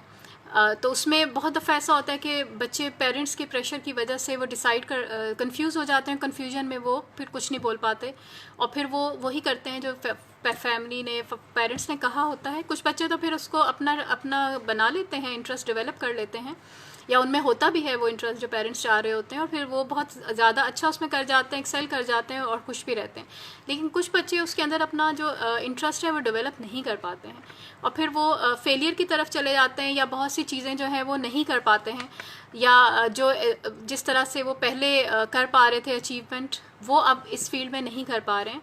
तो वहाँ पर फिर हम उनसे ये कहते हैं कि बजाय इसके कि 5 साल पढ़ने के बाद आप रिग्रेट करें, 5 साल पढ़ने के बाद जो है आप अपनी फ़ील्ड को चेंज करें और कुछ और करने का आपका दिल चाहे, किसी और फील्ड में चले जाएं, या कामयाबी के साथ आप वो काम ना कर सकें, तो इसके बजाय आप अभी डिसाइड कर लें कि अगर आपका इंटरेस्ट किसी और फील्ड में है, या आपको लगता है कि कोई और पोटेंशियल आपके अंदर है, तो आप वो ले लें और आप उसमें चले जाएं, उस फील्ड के अंदर। और बहुत दफ़ा ऐसा होता है कि जो लोग चेंज कर लेते हैं अपनी फील्ड, या चेंज कर लेते हैं अपने डिसीजन, नया डिसीजन ले लेते हैं, तो वो उसमें कामयाब रहते हैं, क्योंकि वो उनकी पसंद के मुताबिक होता है। और पिछले वाले से लर्न उन्होंने क्या किया था कि ठीक है, कोई बात नहीं, अगर थोड़ा सा टाइम वेस्ट भी हो गया, इट्स ओके। इट्स ओके जो है ये बहुत इंपॉर्टेंट होता है अपनी मिस्टेक्स को लेट गो करने के लिए, अपने आप को माफ़ करने के लिए, कि ठीक है कोई बात नहीं, अगर 5 साल बाद आप रिग्रेट करते तो उससे बेहतर है कि जो आपके 6 महीने या 1 साल ज़ाया हुआ है, या आपके कुछ थोड़ा सा टाइम ज़ाया हुआ है, तो इट्स ओके, या कुछ पैसे ज़ाया हो गए हैं, एनीथिंग। तो वहाँ पर चेंज करना, डिसीजन चेंज कर लेना जो है वो बहुत बेहतर होता है, और वो कॉन्फिडेंस पे बिल्ड करता है, क्योंकि आपने जब ये डिसीजन ले लिया है और आपकी पसंद का डिसीजन है, आपको अच्छा भी लग रहा है, आपका इंटरेस्ट भी आ रहा है, तो फिर आपको उस फील्ड में आगे यकीनी तौर पे कामयाबी मिलेगी, क्योंकि जो चीज़ आप इंटरेस्ट के साथ करते हैं, आप खुशी से करते हैं, आप उसको ऑन भी करते हैं, और फिर जब आपने उस चीज़ को ऑन कर लिया है तो वो आपका अपना डिसीजन होता है। आपको लगता है कि मेरा कंट्रोल जो है वो मेरे हाथ में है, और मैं इस चीज़ को आगे लेके चल सकता हूँ। तो अपने डिसीजंस जो होते हैं समटाइम गलत हों, सही हों, हमें उनको ओन करना है, हमें उनसे लर्न करना है। वेलकम आयशा, नुशाबा, गुरूफ सिंह, और डॉक्टर रिजवान ने हमें ज्वाइन किया है। डॉक्टर रिजवान यूएस में होते हैं, is a well known psychiatrist. Thank you sir, आपने ज्वाइन किया। आप भी कुछ ना कुछ कमेंट ज़रूर करें। और ओके अच्छा, अब हमने बात की, अभी स्टेप्स जो हमने बात किए थे वो यही थे कि सबसे पहले आइडेंटिफाई करें प्रॉब्लम को, देन इन्फॉर्मेशन लें, फिर एविडेंस देखें कि जो आपने इन्फॉर्मेशन ली है क्या वाकई वो वैलिड इन्फॉर्मेशन है। देन आपके पास जो अल्टरनेटिव्स हैं उनको देखें, उनको वे करें कि किस किस तरह से, किसका वेटेज कितना है, प्रोज एंड कॉन्स देखें, दोनों के, तीनों जो अल्टरनेटिव हैं तीनों के एडवांटेजेस और डिसएडवांटेजेस देखें। फिर ये देखें कि अगर आप इनमें से किसी एक को चूज़ कर लेते हैं तो वो गोल आपके 5 सेंसेस की बेस पे किस तरह से आपको आपके फ्यूचर को दिखाता है, कैसे आपके इंटरनल या एक्सटर्नल जो रिसोर्सेज हैं उनको इस्तेमाल करते हुए कहाँ लेके जाता है। और साथ में ये फैक्टर्स भी देखें कि कौन सी चीज़ ऐसी है जो आपको रोकती है, ताकि आप उसको ओवरकम कर सकें। इस पर मैं अभी आऊँगी कि कौन कौन सी ऐसी चीज़ें हैं जो रोकती हैं और क्या स्ट्रैटेजीज़ होंगी कि अगर हम उनको ओवरकम कर लें तो हमारा डिसीजन मेकिंग जो है वो बेहतर हो जाता है। यहाँ पे एक सवाल है, मैडम अगर कोई शख्स पर्सन शदीद डिप्रेशन में हो, उसको अपने काम में बिल्कुल भी लगाव ना हो, वो चाहता है कि वो नॉर्मल सी लाइफ गुजारे, मगर हम डिसीजन मेकिंग नहीं कर सकते, अपने बात भी नहीं एक्सप्लेन कर सकते किसी को, लैक ऑफ कॉन्फिडेंस। जी बहुत दफ़ा डिप्रेशन, लैक ऑफ कॉन्फिडेंस जो है ये डिप्रेशन में हो जाता है, तो इस पे कॉन्फिडेंस पे हमें काम करने की पहली ज़रूरत होती है। डिप्रेशन में जैसे कि मैंने अभी कहा कि इसमें साइकोलॉजिकल हेल्प की ज़रूरत होती है, समटाइम मेडिसिन्स भी देनी पड़ती हैं, और उसके साथ साथ साइकोथेरेपी जो है वो बहुत ज़्यादा हेल्प आउट करती है। साइकोथेरेपिस्ट फिर आपके जो डिफरेंट, जैसे अभी मैंने गोल प्लानिंग की मैंने बात की थी, वेल फॉर्म गोल्स की बात की थी, तो वेल फॉर्म गोल्स अगर हम डिप्रेशन का जो भी क्लाइंट हमारे पास आता है उसके छोटे छोटे से जो भी रूटीन मैटर्स होते हैं उनको डिसाइड करने में मुश्किल होती है। फॉर एग्जांपल डिप्रेशन के अंदर लैक ऑफ मोटिवेशन है जो बहुत बड़ा फैक्टर है, जो आपको डिसीजन मेकिंग की तरफ नहीं लाता। मोटिवेशन ही नहीं होती कि मैं कुछ करूं, यानी आप करने के लिए मोटिवेशन ही नहीं होती है कि मैं आगे लेके चलूँ। तो मोटिवेट करने के लिए स्मॉल स्टेप्स जो हैं उनको हमें देखना होता है, छोटे छोटे गोल्स बनाने होते हैं, क्योंकि स्मॉल गोल्स और इजी गोल्स अगर हम बनाएंगे तो वो अचीवेबल होंगे। अगर वो अचीव हो जाएंगे तो वो फिर आपको रिवॉर्ड की तरफ, यानी वो फिर आपको मोटिवेट करते हैं कि आगे की तरफ जो है जाना है। इस पर सनाउल्लाह साहब आपने मेरा मोटिवेशन का प्रोग्राम देखा था, मुझे याद है, आप दोबारा से उसको देखिएगा। उसमें मैंने ये दोनों प्रोग्राम मेरे लिंक्ड हैं, उसी में मैंने अनाउंस किया था कि मैं डिसीजन मेकिंग करूँगी पे प्रोग्राम्स करूँगी, क्योंकि हमारे जो डिसीजन मेकिंग है ये भी लिंक करती है हमारी मोटिवेशन के साथ। अगर मोटिवेशन कम होती है तो डिसीजन मेकिंग डिफ़िकल्टी भी होती है। और मोटिवेशन अगर कम क्यों होती है? क्योंकि हमें लगता है कि हमारा प्रॉब्लम बहुत बड़ा है या हमारा गोल बहुत बड़ा है और हम अपने फेलियर्स को देख रहे होते हैं। हमें लगता है हम अपने पास्ट की तरफ देख रहे होते हैं, हम आगे की तरफ नहीं देख रहे होते। हमें अपना आगे जो फ्यूचर है वो सही दिखाई जो है वो नहीं दे रहा होता, क्योंकि हमने अपनी नज़रें जो हैं पास्ट पे रखी हुई होती हैं। हम नेगेटिव थिंकिंग हमारी जो हमें लीड कर रही होती है उसकी तरफ, डिप्रेशन की तरफ। तो मोटिवेट अपने आप को करने के लिए हमें जो है अपनी जो पॉजिटिव चीज़ें हैं उन पे फोकस करना होता है। हमें आगे की तरफ देखने के लिए अपने जो स्मॉल जो स्टेप्स होते हैं लाइफ में उनको लेके हमें चलना होता है। साथ साथ अपने आप को हमें रिवॉर्ड भी करना होता है ताकि हमारी जो मोटिवेशन है हमें वो जो है मिले। तो इस पे आप देख लीजिएगा प्रोग्राम हमारा मोटिवेशन का। कॉन्फिडेंस पे अलग से भी हम एक प्रोग्राम कर सकते हैं, क्योंकि छोटी छोटी सी बहुत सारे ऐसे फैक्टर्स होते हैं जिन पे हमें बात करने की ज़रूरत होती है, जिनको डेली लाइफ में हम मोस्टली इग्नोर कर रहे होते हैं। तो इस पे भी हम बात करेंगे कॉन्फिडेंस पे। मेरा प्लान ये है कि बहुत सारे स्मॉल जो हमारे चीज़ें हैं, फैक्टर्स हैं लाइफ के, जो हमें कहीं ना कहीं हमें हिंडर कर देते हैं। कुछ लोगों की ज़िंदगी में कॉन्फिडेंस हिंडर कर देता है, किसी की ज़िंदगी में जो है वो आप गोल्स प्रॉपरली नहीं बनाते हैं, वो हिंडर कर देता है। कुछ लोग परफेक्शन की तरफ चले जाते हैं, वो उनके लिए प्रॉब्लमेटिक हो जाता है। तो डिफरेंट टॉपिक से बात करने का मकसद ये होता है कि सब लोगों को अपने अपने मतलब के मुताबिक जो है कोई ना कोई फ़ायदा जो है वो मिल सके। Madam, flight and fight situation में अगर हमें एब्रप्टली डिसीजन करना होता है तो कैसे हम ऑल्टरनेटिव को निकाल सकते हैं? जी देखिए, फाइट और फ्लाइट रिस्पांस जो है ये उस वक्त उस सिचुएशन में होता है जब कोई स्ट्रेस होता है। तो हमारा जो ऑटोमेटिक सिस्टम है, नर्वस सिस्टम है, वो हमें गाइड करता है कि हमें फ़ाइट करनी है या फिर हमें फ़्लाइट करनी है, यानी भागना है वहाँ से। तो ये दोनों तरह की टेक्निक्स होती हैं। एक अवॉइडेंस की टेक्निक है और एक जो है प्रॉब्लम सोल्यूशंस की तरफ होती है। तो बेटर डेफिनेटली आपकी जो है अगर हम प्रॉब्लम सोल्यूशंस की तरफ जाते हैं तो वो बेटर हमारा डिसीजन होता है। उसको लर्न करने की ज़रूरत होती है। आप अपनी लाइफ में जब चीज़ों को सॉल्व करना स्टार्ट करते हैं तो आपकी ये जो प्रॉब्लम सॉल्विंग एबिलिटीज़ हैं ये बढ़ने लगती हैं और आप बेटर डिसीजंस भी जो है लेते हैं। चीज़ों को अवॉइड करना, डिसीजन क्यों नहीं ले पाते? क्योंकि आप चीज़ों को अवॉइड कर रहे होते हैं। आप डरते हैं कि अगर मैं ये काम करूँगा तो कुछ ना कुछ ऐसा हो जाएगा। लेकिन स्ट्रेस के अंदर दोनों स्ट्रैटेजीज़ वक्ती तौर पे हमें हेल्प आउट ज़रूर करती हैं, लेकिन स्ट्रेस को हम मैनेज करते हैं और उसके साथ साथ हम प्रॉब्लम सोल्यूशंस जो हैं उसकी तरफ जाते हैं, मसले का हम हल निकालते हैं ताकि जो बार बार जो स्ट्रेस आ रहा है वो हमें ना हो। लेकिन बहुत सी ऐसी सिचुएशंस होती हैं जिनमें हमें, अगर हम उसको उस वक्त अवॉइड कर दें, वहाँ से हट जाएं उस सिचुएशन से, तो हम वहाँ पर हमारी बचत हो जाती है, हम बच जाते हैं फंसने से। जी मैडम अरफाना, डॉक्टर अरफाना ने भी ज्वाइन किया। Thank you madam for joining. Okay Sadia, thank you. Sadia ने क्या लिखा? किसी में कॉन्फिडेंस हो लेकिन फिर भी पता नहीं होता कि क्या करना है, तब क्या करना चाहिए? जी कॉन्फिडेंस बिल्कुल है, हमें लगता है कि हम कर सकते हैं लेकिन हम कर नहीं रहे होते। इसकी बहुत सारी वजूहात होती हैं। मैं उस वजूहात पे भी आ रही हूँ कि क्या क्या वजूहात हो सकती हैं। डिफरेंट फैक्टर्स हैं जो हमें रोक रहे होते हैं।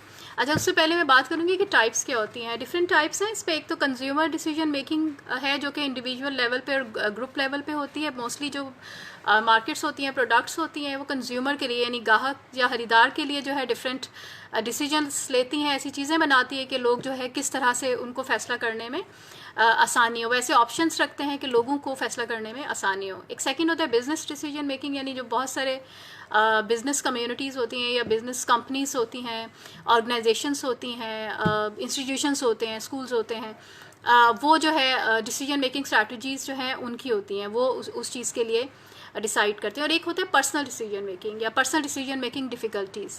तो अभी जो हम बात करें मोस्टली सभी तीनों पे ये टेक्निक्स अप्लाई हो सकती हैं, लेकिन पर्सनल लेवल पे कहाँ कब हमें डिफ़िकल्टी होती है। एक तो कैरियर डिसीजन मेकिंग में डिफ़िकल्टी होती है, जैसे कि अभी मैंने बात की, हमारे पास बहुत सारे बच्चे आ रहे होते हैं जो जब इंटर करते हैं या मैट्रिक में होते हैं तो उनको वहाँ पे डिफ़िकल्टी होती है अपने कैरियर पाथ को चूज़ करने के लिए। अगर प्रॉपरली उनको कैरियर काउंसलिंग या नहीं मिलती है, घर से उनको प्रॉपर गाइडेंस या टीचर्स से नहीं मिलती है, तो वहाँ पर वो प्रॉपर डिसीजन जो है वो नहीं ले पाते हैं। और बहुत दफ़ा ऐसा भी होता है, सम टाइम मैरिज के लिए डिसीजन लेने के लिए डिफ़िकल्टी होती है, जो मैरिज काउंसलिंग के लिए भी लोग अप्रोच करते हैं। इसके अलावा एक डिसीजन मेकिंग की मैं बात ज़रूर करूँगी ट्रीटमेंट सीकिंग के लिए। अब अगर हम मेंटल हेल्थ को रिलेट करते हैं डिसीजन मेकिंग के साथ, तो मेंटल हेल्थ ट्रीटमेंट के लिए भी लोगों को डिसीजन लेने में डिफ़िकल्टी होती है कि हमें कहाँ पे ट्रीटमेंट के लिए जो है जाना चाहिए, किन लोगों से बात करनी चाहिए, और इसको चीज़ कौन सी रोकती होती है, मोस्टली स्टिग्मा रोकती है कि लोग क्या कहेंगे, या लोग डिफरेंट लेबल्स करना स्टार्ट कर देंगे, या कौन सा ट्रीटमेंट अवेलेबल है। तो lack of awareness some time, या स्टिग्मा जो है वो भी हमें सम टाइम जो ट्रीटमेंट अपॉर्चुनिटी है स्पेशली मेंटल डिसऑर्डर से रिलेटेड, उसको डिसाइड करने में हमें डिफ़िकल्टी जो है वो ले रही होती है। इसके अलावा डेली लाइफ के जो डिसीजंस होते हैं उसमें भी सम टाइम कुछ लोगों को डिफ़िकल्टी होती है। कुछ लोग एज अ हैबिचुअल या अपनी एक रूटीन बना लेते हैं, लाइफ उसी के साथ गुजार रहे होते हैं, उनके बिलीव्स बड़े कंफर्म होते हैं, उनको चीज़ों का प्रॉपर्ली पता होता है, उनकी नॉलेज होती है, वो लोगों से मशवरा भी करते हैं, तो उनको डिसाइड करने में आसानी रहती है, या वो कॉन्फ्लिक्ट्स का शिकार उस तरह से नहीं होते हैं, चीज़ों का एनालिसिस जो है वो करते रहते हैं, या उनको पता होता है कि उनकी पसंद नापसंद क्या है, या उनके अंदर कॉन्फिडेंट होता है कि वो दूसरे लोगों को अपने ऊपर हावी नहीं होने देते, या दूसरे लोगों के डिसीजंस को अपने ऊपर हावी नहीं होने देते, उनको नो कहना आता है। तो ऐसे, या फिर वो लोग असर्टिव होते हैं, तो वो डिसीजन मेकिंग जो है उनकी बेहतर होती है, या वो सारे एस्पेक्ट्स को देखते हुए जो उनकी टीचिंग है वो रिलीजियस भी हो सकती है, वो उनकी फील्ड से रिलेटेड भी हो सकती है, या अपने वालदैन से बहुत कुछ उन्होंने सीखा होता है, या वो सीखते रहते हैं, अपने टीचर्स से बहुत सारी चीज़ें वो डिस्कस करते रहते हैं, तो ऐसे लोगों को आसानी रहती है। लेकिन कुछ लोगों को डिफ़िकल्टी होती है डिसाइड करने में, और डेली लाइफ की चीज़ों को भी, तो उनके लिए क्या चीज़ें ऐसी हैं या कौन से रीज़न्स क्या हैं, अभी हम उस पर बात करेंगे, जिसमें आपके बहुत सारे अभी जो सवालात आए हैं उनके जवाबात आपको मिल जाएंगे कि कौन सी चीज़ ऐसी है, कॉजेज़ क्या हैं इन डिसीजन के, या क्या चीज़ें ऐसी हैं जो रोड़े अटकाती हैं प्रॉपर अच्छे डिसीजंस को लेने में। जी आदिल साहब ने एक सवाल पूछा है, मैडम डिसीजन के लिए उस पे स्टैंड लेना होता है, मुश्किल हो जाता है कि उसमें ही लोग आपको अपोज करते हैं, और अगर ज़रा ज़्यादा हार्ड लाइन तो बात फाइट तक चली जाती है। So can we avoid taking stand because it can create fight. देखिए स्टैंड हमें लेना होता है जब हम कोई चीज़ डिसाइड कर लेते हैं, तो हमें उसे ओन भी करना है, हमें रिस्पॉन्सिबिलिटी भी लेनी है। अगर हमने कोई चीज़ डिसाइड कर ली है तो हमें लेनी है, फ़ाइट हमें नहीं करनी है, फ़ाइट के बजाय हमें कम्युनिकेट करना है। बहुत दफ़ा ऐसा होता है कि फ़ाइट होने लगती है या लड़ाई होने लगती है, तो उसकी वजह ये होती है कि हम प्रॉपरली चीज़ों को कम्युनिकेट नहीं कर रहे होते हैं, या अपनी बात जो है हम दूसरे तक प्रॉपरली हम पहुंचा नहीं रहे होते हैं, या हम जो है दूसरे से डर के चुप हो जाते हैं सम टाइम। तो हमें ठीक है, अगर हमने कोई चीज़ डिसाइड की है और अपने बड़ों के साथ या घर वालों के साथ मशवरा करने के बाद डिसाइड किया, तो फिर हमें उस पर स्टैंड लेना है। लोग अपोज़ करेंगे, बहुत दफ़ा ऐसा होता है कि लोग अपोज़ करते हैं, लेकिन ये डिसीजन अगर आपने लिया है तो फिर आपको इसके कॉन्सिक्वेंसेस भी ओन करने होंगे। लेकिन मेक श्योर कि जो आपने डिसीजन लिया है उसको पहले आपने प्रॉपरली आपने एनालिसिस करके लिया है, और आपने उसको ये देखते हुए लिया है कि इसके क्या प्रोज एंड कॉन्स जो हैं वो हो सकते हैं। अगर आपने कोई ऐसा डिसीजन ले लिया जिसके लिए नुकसानात होंगे, या आपको पहले से ही पता था कि इसमें लोग आपको अपोज करेंगे या आपको नुकसानात होंगे, तो फिर आपको अपने डिसीजन को रिकन्सिडर करने की ज़रूरत है। अवॉइड बिल्कुल सम टाइम आप अवॉइड भी करते हैं ताकि आप फाइट से बच सकें या लड़ाई झगड़ा नहीं हो, आपका जो माहौल है वो अच्छा हो, आप बहुत दफ़ा अवॉइड कर लेते हैं। और बहुत दफ़ा ऐसा भी होता है कि आप हर किसी के साथ अपने डिसीजन लेने से पहले बात नहीं करते हैं, क्योंकि बहुत ज़्यादा लोगों के साथ भी जब आप डिस्कस करते हैं तो आप कंफ्यूज होते हैं, क्योंकि जितने ज़्यादा लोगों के साथ आप बातचीत करेंगे उतने ही ज़्यादा आपके पास फिर मशवरे आना शुरू हो जाएंगे, और आप जो है कंफ्यूज होना शुरू हो जाएंगे। तो आप ये देखिए कि आप क्या चाहते हैं, आपके लिए क्या बेहतर है। अगर वो काम आपसे रिलेटेड है, पर्सनल, जैसे मैंने अभी बात की कि पर्सनल है, तो पर्सनल चीज़ों को करने के लिए फिर आप अपना देखें कि आपको किस तरह से अपनी लाइफ गुजारनी है, अपने गोल्स को अचीव करना है, ताकि आपका घर, आपका एनवायरनमेंट, या आपका जो बिज़नेस है या जो आपका बिज़नेस प्लेस है जहाँ या काम की जगह है जहाँ आप काम करते हैं, वो मुतासिर ना हो। लेकिन बहुत दफ़ा ऐसा होता है कि हम जो है दूसरों की वजह से जो है हमारे डिसीजन इफ़ेक्ट हो जाते हैं। हम कॉन्फिडेंस हमारे अंदर होता है, हम कर भी सकते हैं, लेकिन दूसरे लोग क्या कहेंगे या दूसरे लोग रोक देते हैं, हम या अपोज कर देते हैं, तो हम उस फाइट से बचने के लिए, अवॉइड करने के लिए भी सम टाइम वो डिसीजन जो है वो नहीं लेते हैं। तो इसमें ये, अगर आपने ये भी डिसाइड किया है कि आप फाइट नहीं करना चाहते, आपके लिए वो चीज़ इंपॉर्टेंट है, तो ये भी एक आप ही का डिसीजन है। तो फिर आप राइट टाइम के लिए आप वेट करें कि कब राइट टाइम आएगा, तो आप वो डिसीजन जो है आप ले सकेंगे। अच्छा, कॉजेज़ इसमें क्या होते हैं इन डिसीजन के, या डिफ़िकल्टी डिसीजन मेकिंग के रीज़न्स क्या हैं, कॉजेज़ क्या हैं। तो एक तो सबसे बड़ा कॉस्ट तो ये होता है कि सम टाइम हम जब कोई डिसीजन नहीं ले रहे होते तो उसके पीछे हमें ये लगता है कि कोई ना कोई रिस्क या ख़तरा इन्वॉल्व होता है।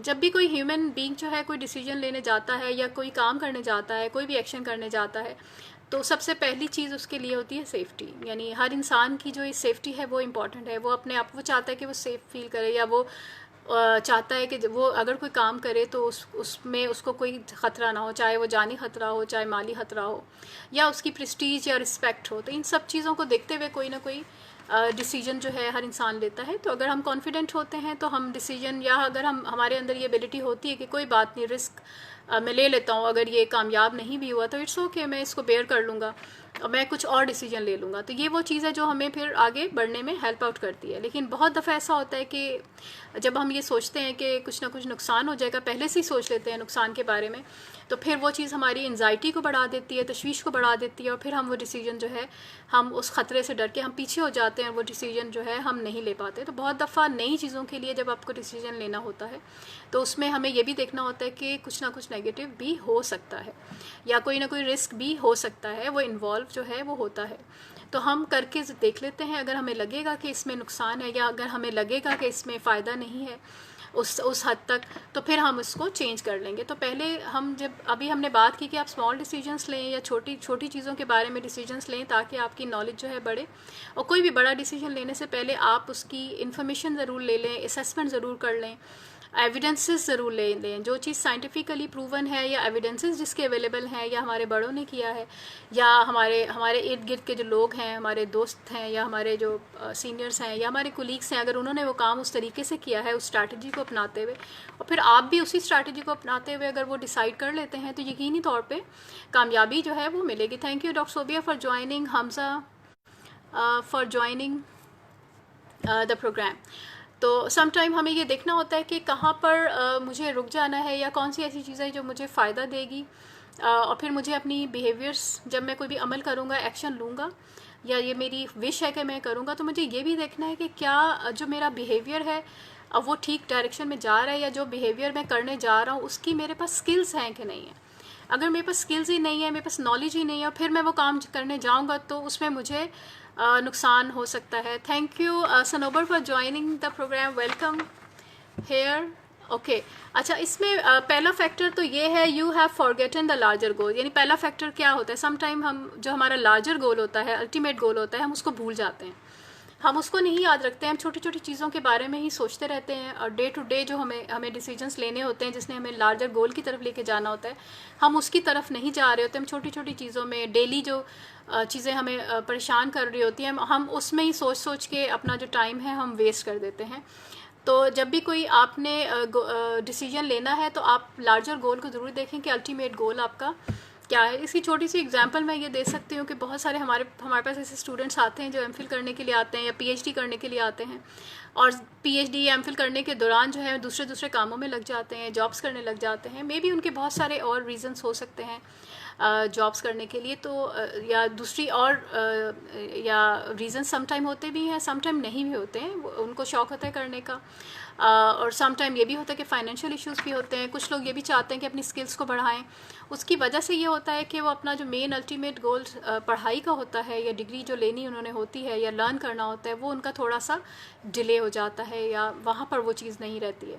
तो जब हम बहुत दफ़ा हम करते हैं कि जो हमारा अल्टीमेट गोल है या लार्जर गोल है, हम उसको देखते हैं, और उसके लिए जो हमें स्टेप्स लेने होते हैं उसको हम फोकस में रखते हैं, तो फिर हमारे जो गोल्स हैं वो अचीवेबल गोल हो जाते हैं। हम उसके लिए प्रॉपर स्टेप्स जो है जब हम बनाना शुरू करते हैं, तो फिर हम इधर उधर डिस्ट्रैक्ट नहीं होते, या प्रोक्रेस्टिनेट जो है हम वो नहीं कर रहे होते हैं। सेकंड क्या होता है कि गिल्ट। बहुत दफ़ा ऐसा होता है हमारा जो गिल्ट होता है ना, वो हमें प्रॉपर डिसीजन मेकिंग की तरफ नहीं लेके जा रहा होता है। गिल्ट आता कहाँ से है?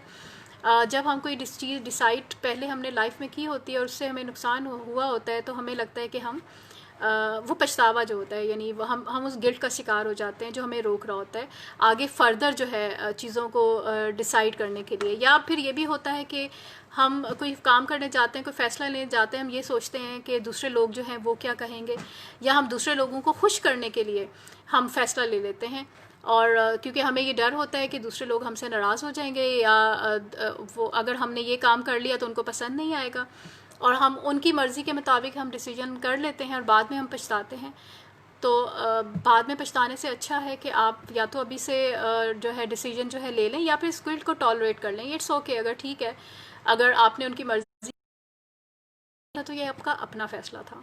आप चाहते थे कि उन लोगों को साथ लेके चलें, आप चाहते थे कि उन लोगों को भी खुश रखें, तो फिर जो है उस पर परेशान होने की, गुस्सा करने की ज़रूरत नहीं है। अब अगर ले लिया है तो फिर उसको हमें टॉलरेट भी करना है, हमें बर्दाश्त करना है।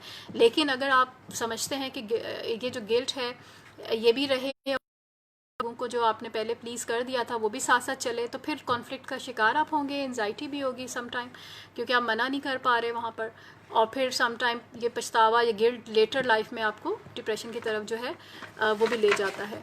इसके अलावा इनसिक्योरिटी एक ऐसा फैक्टर है जो आपको डिसीजंस की तरफ ले जाने में डिफ़िकल्टी होती है। या इनसिक्योरिटी क्या है? बेसिकली जो आपका फियर ऑफ फेलियर है, कि कहीं मैं फ़ेल ना हो जाऊं, या ये काम जो मैंने शुरू कर लिया है मैं इसमें अच्छा तो हूँ लेकिन मेरे अंदर स्किल्स नहीं है, या ये काम मैंने कर तो लिया, पता नहीं मैं कर पाऊँगा या नहीं कर पाऊँगा। तो इसमें इस इनसिक्योरिटी को कम करने के लिए बेसिकली हमें कॉन्फिडेंस को बिल्ड करना होता है।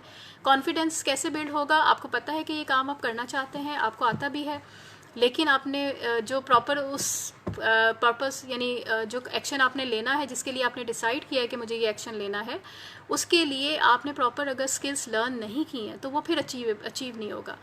तो आपने क्या करना है, उस इनसिक्योरिटी को ओवरकम करने के लिए, अपने कॉन्फिडेंस को बिल्ड करने के लिए आपने उन स्किल्स को लर्न करना है जो उसको हासिल करने के लिए आपने चाहिए। वो स्किल्स कहाँ से आएंगी? पास्ट में जैसे आपने अपने बहुत सारे कामकाज जो हैं वो अचीव किए और बहुत सारी चीज़ें आपने कर ली अनकॉन्शियसली। जैसे हम बहुत सारे काम कर लेते हैं, प्रैक्टिस से करते हैं। हम जब प्रैक्टिस करते हैं तो वो चीज़ें अनकॉन्शियसली हमारे अंदर चली जाती है और हम कॉन्फिडेंटली उन चीज़ों को करने लगते हैं। तो प्रैक्टिस जो है वो बहुत ज़्यादा इंपॉर्टेंट होती है। जब आप कोई भी काम करने जा रहे हैं, कोई स्टेप लेने जा रहे हैं, एक्शन करने जा रहे हैं, तो उसके लिए आप एक तो सबसे पहले नॉलेज हासिल करें, उस चीज़ को सीखें, लर्न कर, फिर बार बार उसकी प्रैक्टिस करें। जब आप प्रैक्टिस करके वो काम करने जाएंगे तो फिर आपका जो फेलियर है वो नहीं होगा, आपको वहाँ पर अचीवमेंट मिलेगी। तो behaviour needs skill to do. जब भी आप कोई बिहेवियर को अपनाने जाएंगे, आपने कोई फ़ैसला कर लिया है कि मैंने ये काम करना है, और फिर आपने उस काम को सीखने के लिए आप ये देखें कि कहाँ कहाँ से आपको हेल्प मिल सकती है, कहाँ कहाँ से आप अपनी स्किल्स को डेवलप कर सकते हैं, ताकि आपको जो है वहाँ पर कामयाबी मिले। हो सकता है इनिशियली शुरू में आपको कामयाबी ना मिले, लेकिन जब आप उस चीज़ को सीख जाएंगे और लर्न कर लेंगे तो फिर यकीनी तौर पे आपके अंदर जो है कॉन्फिडेंस बिल्ड होगा और फिर आप आगे भी बढ़ने लगेंगे। तो लर्निंग जो है वहाँ पर बहुत ज़्यादा ज़रूरी है। किसी भी एक्शन को करने के लिए उसकी स्किल्स होना ज़रूरी है। अगर स्किल्स नहीं होंगी तो वो एक्शन जो है प्रॉपरली अचीव नहीं होगा। एक्शन अचीव नहीं होगा तो फेलियर होगा, और फेलियर नहीं होगा तो फर्दर वो एक चेन जो है वो स्टार्ट हो जाती है, वो फिर आपको फर्दर लीड करेगी। अच्छा, एक और बहुत चौथा फैक्टर है जो कि है परफेक्शन का। अच्छा, बहुत से लोग जो हैं वो डिसीजन नहीं ले पाते हैं क्योंकि चीज़ों को वो परफेक्ट करना चाहते हैं। बहुत दफ़ा बहुत से लोग ये सोचते हैं कि ये जो अगर मैंने डिसीजन लिया, अगर ये गलत हो गया तो क्या होगा, या इनमें से अगर आपके पास 5-6 या 3-4 ऑल्टरनेटिव्स हैं तो एक सही होगा, ये गलत होगा, यानी आप गलत है। इस तरह से आपका सम टाइम कुछ लोगों का नज़रिया होता है या बिलीव होता है कि अगर ऐसा है तो ठीक है, ऐसा नहीं है तो नहीं है, यानी वो लोग फ्लेक्सिबल नहीं होते हैं। तो बहुत दफ़ा हमें चीज़ों को करना होता है हर यानी उसकी प्रोज एंड कॉन्स के साथ। जैसे अभी मैंने प्रोज एंड कॉन्स की बात की है, एडवांटेजेस डिसएडवांटेजेस की बात की है, तो हर काम के कुछ ना कुछ एडवांटेजेस होते हैं, कुछ ना कुछ डिसएडवांटेजेस होते हैं। तो हमें लीस्ट डिसएडवांटेज मैक्सिमम एडवांटेज को देखते हुए जो है हमें ज़िंदगी में आगे बढ़ना होता है, हमें डिसाइड करना होता है। कोई भी चीज़ लाइफ में बिल्कुल परफेक्ट जो है वो नहीं होती है, कहीं ना कहीं उसमें कुछ ना कुछ ऐसा होता है, जभी तो हम उसको कर रहे होते हैं ताकि हम इसे और बेहतर तरीके से जो है हम कर लें। अगर परफेक्ट होगी तो फिर तो इम्प्रूवमेंट की कहीं गुंजाइश ही नहीं है ना। तो हमें चीज़ों को आगे लेके चलना है और आगे सॉल्व करना है। और अगर मिस्टेक्स हो जाती हैं तो इट्स ओके, हमें अपने अंदर टॉलरेंस जो है हमें वो डेवलप करनी है। It's okay to make mistakes. और क्यों टॉलरेट नहीं कर रहे होते चीज़ों को, परफेक्ट क्यों नहीं कर रहे होते, तो इसमें हमने अपने घरों से सम टाइम ये लर्न किया होता है, या सम टाइम ऐसा भी होता है कि हमारे पेरेंट्स जो हैं वो हमें बहुत सी चीज़ों में इनटॉलरेबल होते हैं या बहुत ज़्यादा सख्ती सम टाइम करते हैं, और वो चाहते हैं कि चीज़ें परफेक्ट हो या गलती ना हो, तो वहीं से हम लर्न कर लेते हैं कि हमें भी कोई गलती नहीं करनी है, हमें भी चीज़ों को प्रॉपरली नहीं लेके चलना है। तो पहली चीज़ तो ये है कि it's okay to make wrong choices. अगर रॉन्ग चॉइस हो भी गई है, बहुत दफ़ा ऐसा होता है 3 चीज़ें हैं तो उसमें कुछ रॉन्ग नहीं होता है, लेकिन समटाइम कभी कभार कुछ चीज़ें हमारी पसंद की नहीं होती हैं, गलत नहीं होती हैं, या अच्छी या बुरी नहीं होती हैं, लेकिन सम टाइम वो बहुत अच्छी होती हैं या थोड़ा सा कम अच्छी होती हैं। तो उसमें से बहुत अच्छी अगर हमें नहीं भी सेलेक्ट करनी तो कम अच्छी वाली सेलेक्ट करके हम उसको बहुत अच्छा कर सकते हैं। तो हमें चॉइसेस जो है वो बनानी है। अगर एक चॉइस हमारी इतनी अच्छी नहीं है तो हम अपने काम से, अपनी मेहनत से, एफ़र्ट्स लगा के हम उसे अच्छा बना सकते हैं। दूसरी, हमें रिसर्च करनी है, हमें ये जानना है कि इन्फॉर्मेशन लेनी है, हमें प्लानिंग करनी है, प्रॉब्लम सॉल्यूशंस की तरफ जाना है। जो चीज़ सामने आ गई है उसको हल उसका निकालना है, कोई ना कोई उसका हल होगा, तो हमें उस हल को ढूंढना है ताकि फिर आप प्रॉपरली अच्छे डिसीजंस जो है वो ले सकें। प्लस हमें आउट ऑफ द माइंड, यानी जब मेरा जहन सोच रहा है वो एक ही चीज़ को सोच रहा है ना, मुझे उससे बाहर निकलना है। उसके लिए बहुत दफ़ा हम ये कहते हैं कि जब आपको लगे कि आप ब्रेन यानी नहीं डिसीजन ले पा रहे तो ब्रेन स्टॉर्मिंग कर लें। ब्रेन स्टॉर्मिंग एक्टिविटी बहुत ज़्यादा आपको फ़ायदा देती है। जब हम ग्रुप्स में होते हैं तो हम बैठते हैं इकट्ठे और अपना जो चैलेंज होता है, जो प्रॉब्लम होता है, वो हम सामने रखते हैं और फिर सब लोगों से कहते हैं कि आपके माइंड में क्या आ रहा है कि हम किस तरह से इसको सॉल्व करें।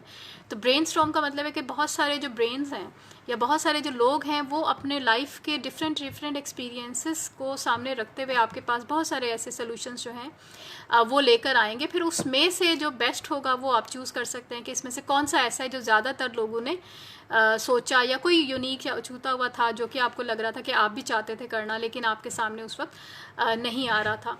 तो थिंकिंग बियॉन्ड योर माइंड का मतलब होता है कि अपने माइंड में जो चीज़ें आपके आ रही हैं वो तो वही है ना, तो आप दूसरे के माइंड से भी कुछ चीज़ें लेकर आइए, दूसरों से भी मौका दीजिए कि वो भी अपनी आइडियाज़ जो हैं वो शेयर करें, और उसके बाद फिर किसी एक कंक्लूजन तक जो है जहाँ पे सब लोग मुत्तफिक हो जाएं और आपको भी अच्छा लगे, आप वहाँ तक जो है पहुँच सकें। तो बेसिकली यहाँ पर जो अपनी परफेक्शन की एक ट्रेट है या परफेक्शन की जो एक हमारी आदत होती है उसको चेंज करने के लिए बेहतर ये होता है कि आप ब्रेन एक्टिविटीज़ होती हैं बहुत ज़्यादा लोगों के साथ आप नहीं भी करना चाहते तो आपके जो 3-4 फ्रेंड्स हैं, फैमिली है, टीचर्स हैं, या जो भी आपके कोलीग्स हैं, उनके साथ बैठ के एक्सरसाइज को जो है आप कर सकते हैं। अच्छा, इसके अलावा लैक मेंटालिटी, यानी बहुत दफ़ा ऐसा होता है कि हर चीज़ के बारे में हम काउंट करते रहते हैं, यानी बहुत ज़्यादा डिटेलिंग में चले जाते हैं और फिर हम डिसीजन नहीं ले पाते। Welcome Zakia for joining. Zakia ICP alumni हैं और हमारी स्टूडेंट ही हैं। Welcome for joining. तो हम क्या करते हैं, बहुत सारी छोटी छोटी चीज़ों में चले जाते हैं, फ्यूचर के बारे में बहुत ज़्यादा सोचने लगते हैं, बहुत ज़्यादा नेगेटिव पहले से ही सोच लेते हैं, जिसकी वजह से ये होता है कि हम वो जो काम है हम कर नहीं पाते, या प्रॉपरली जो है हम डिसीजन जो है हम नहीं ले पाते हैं।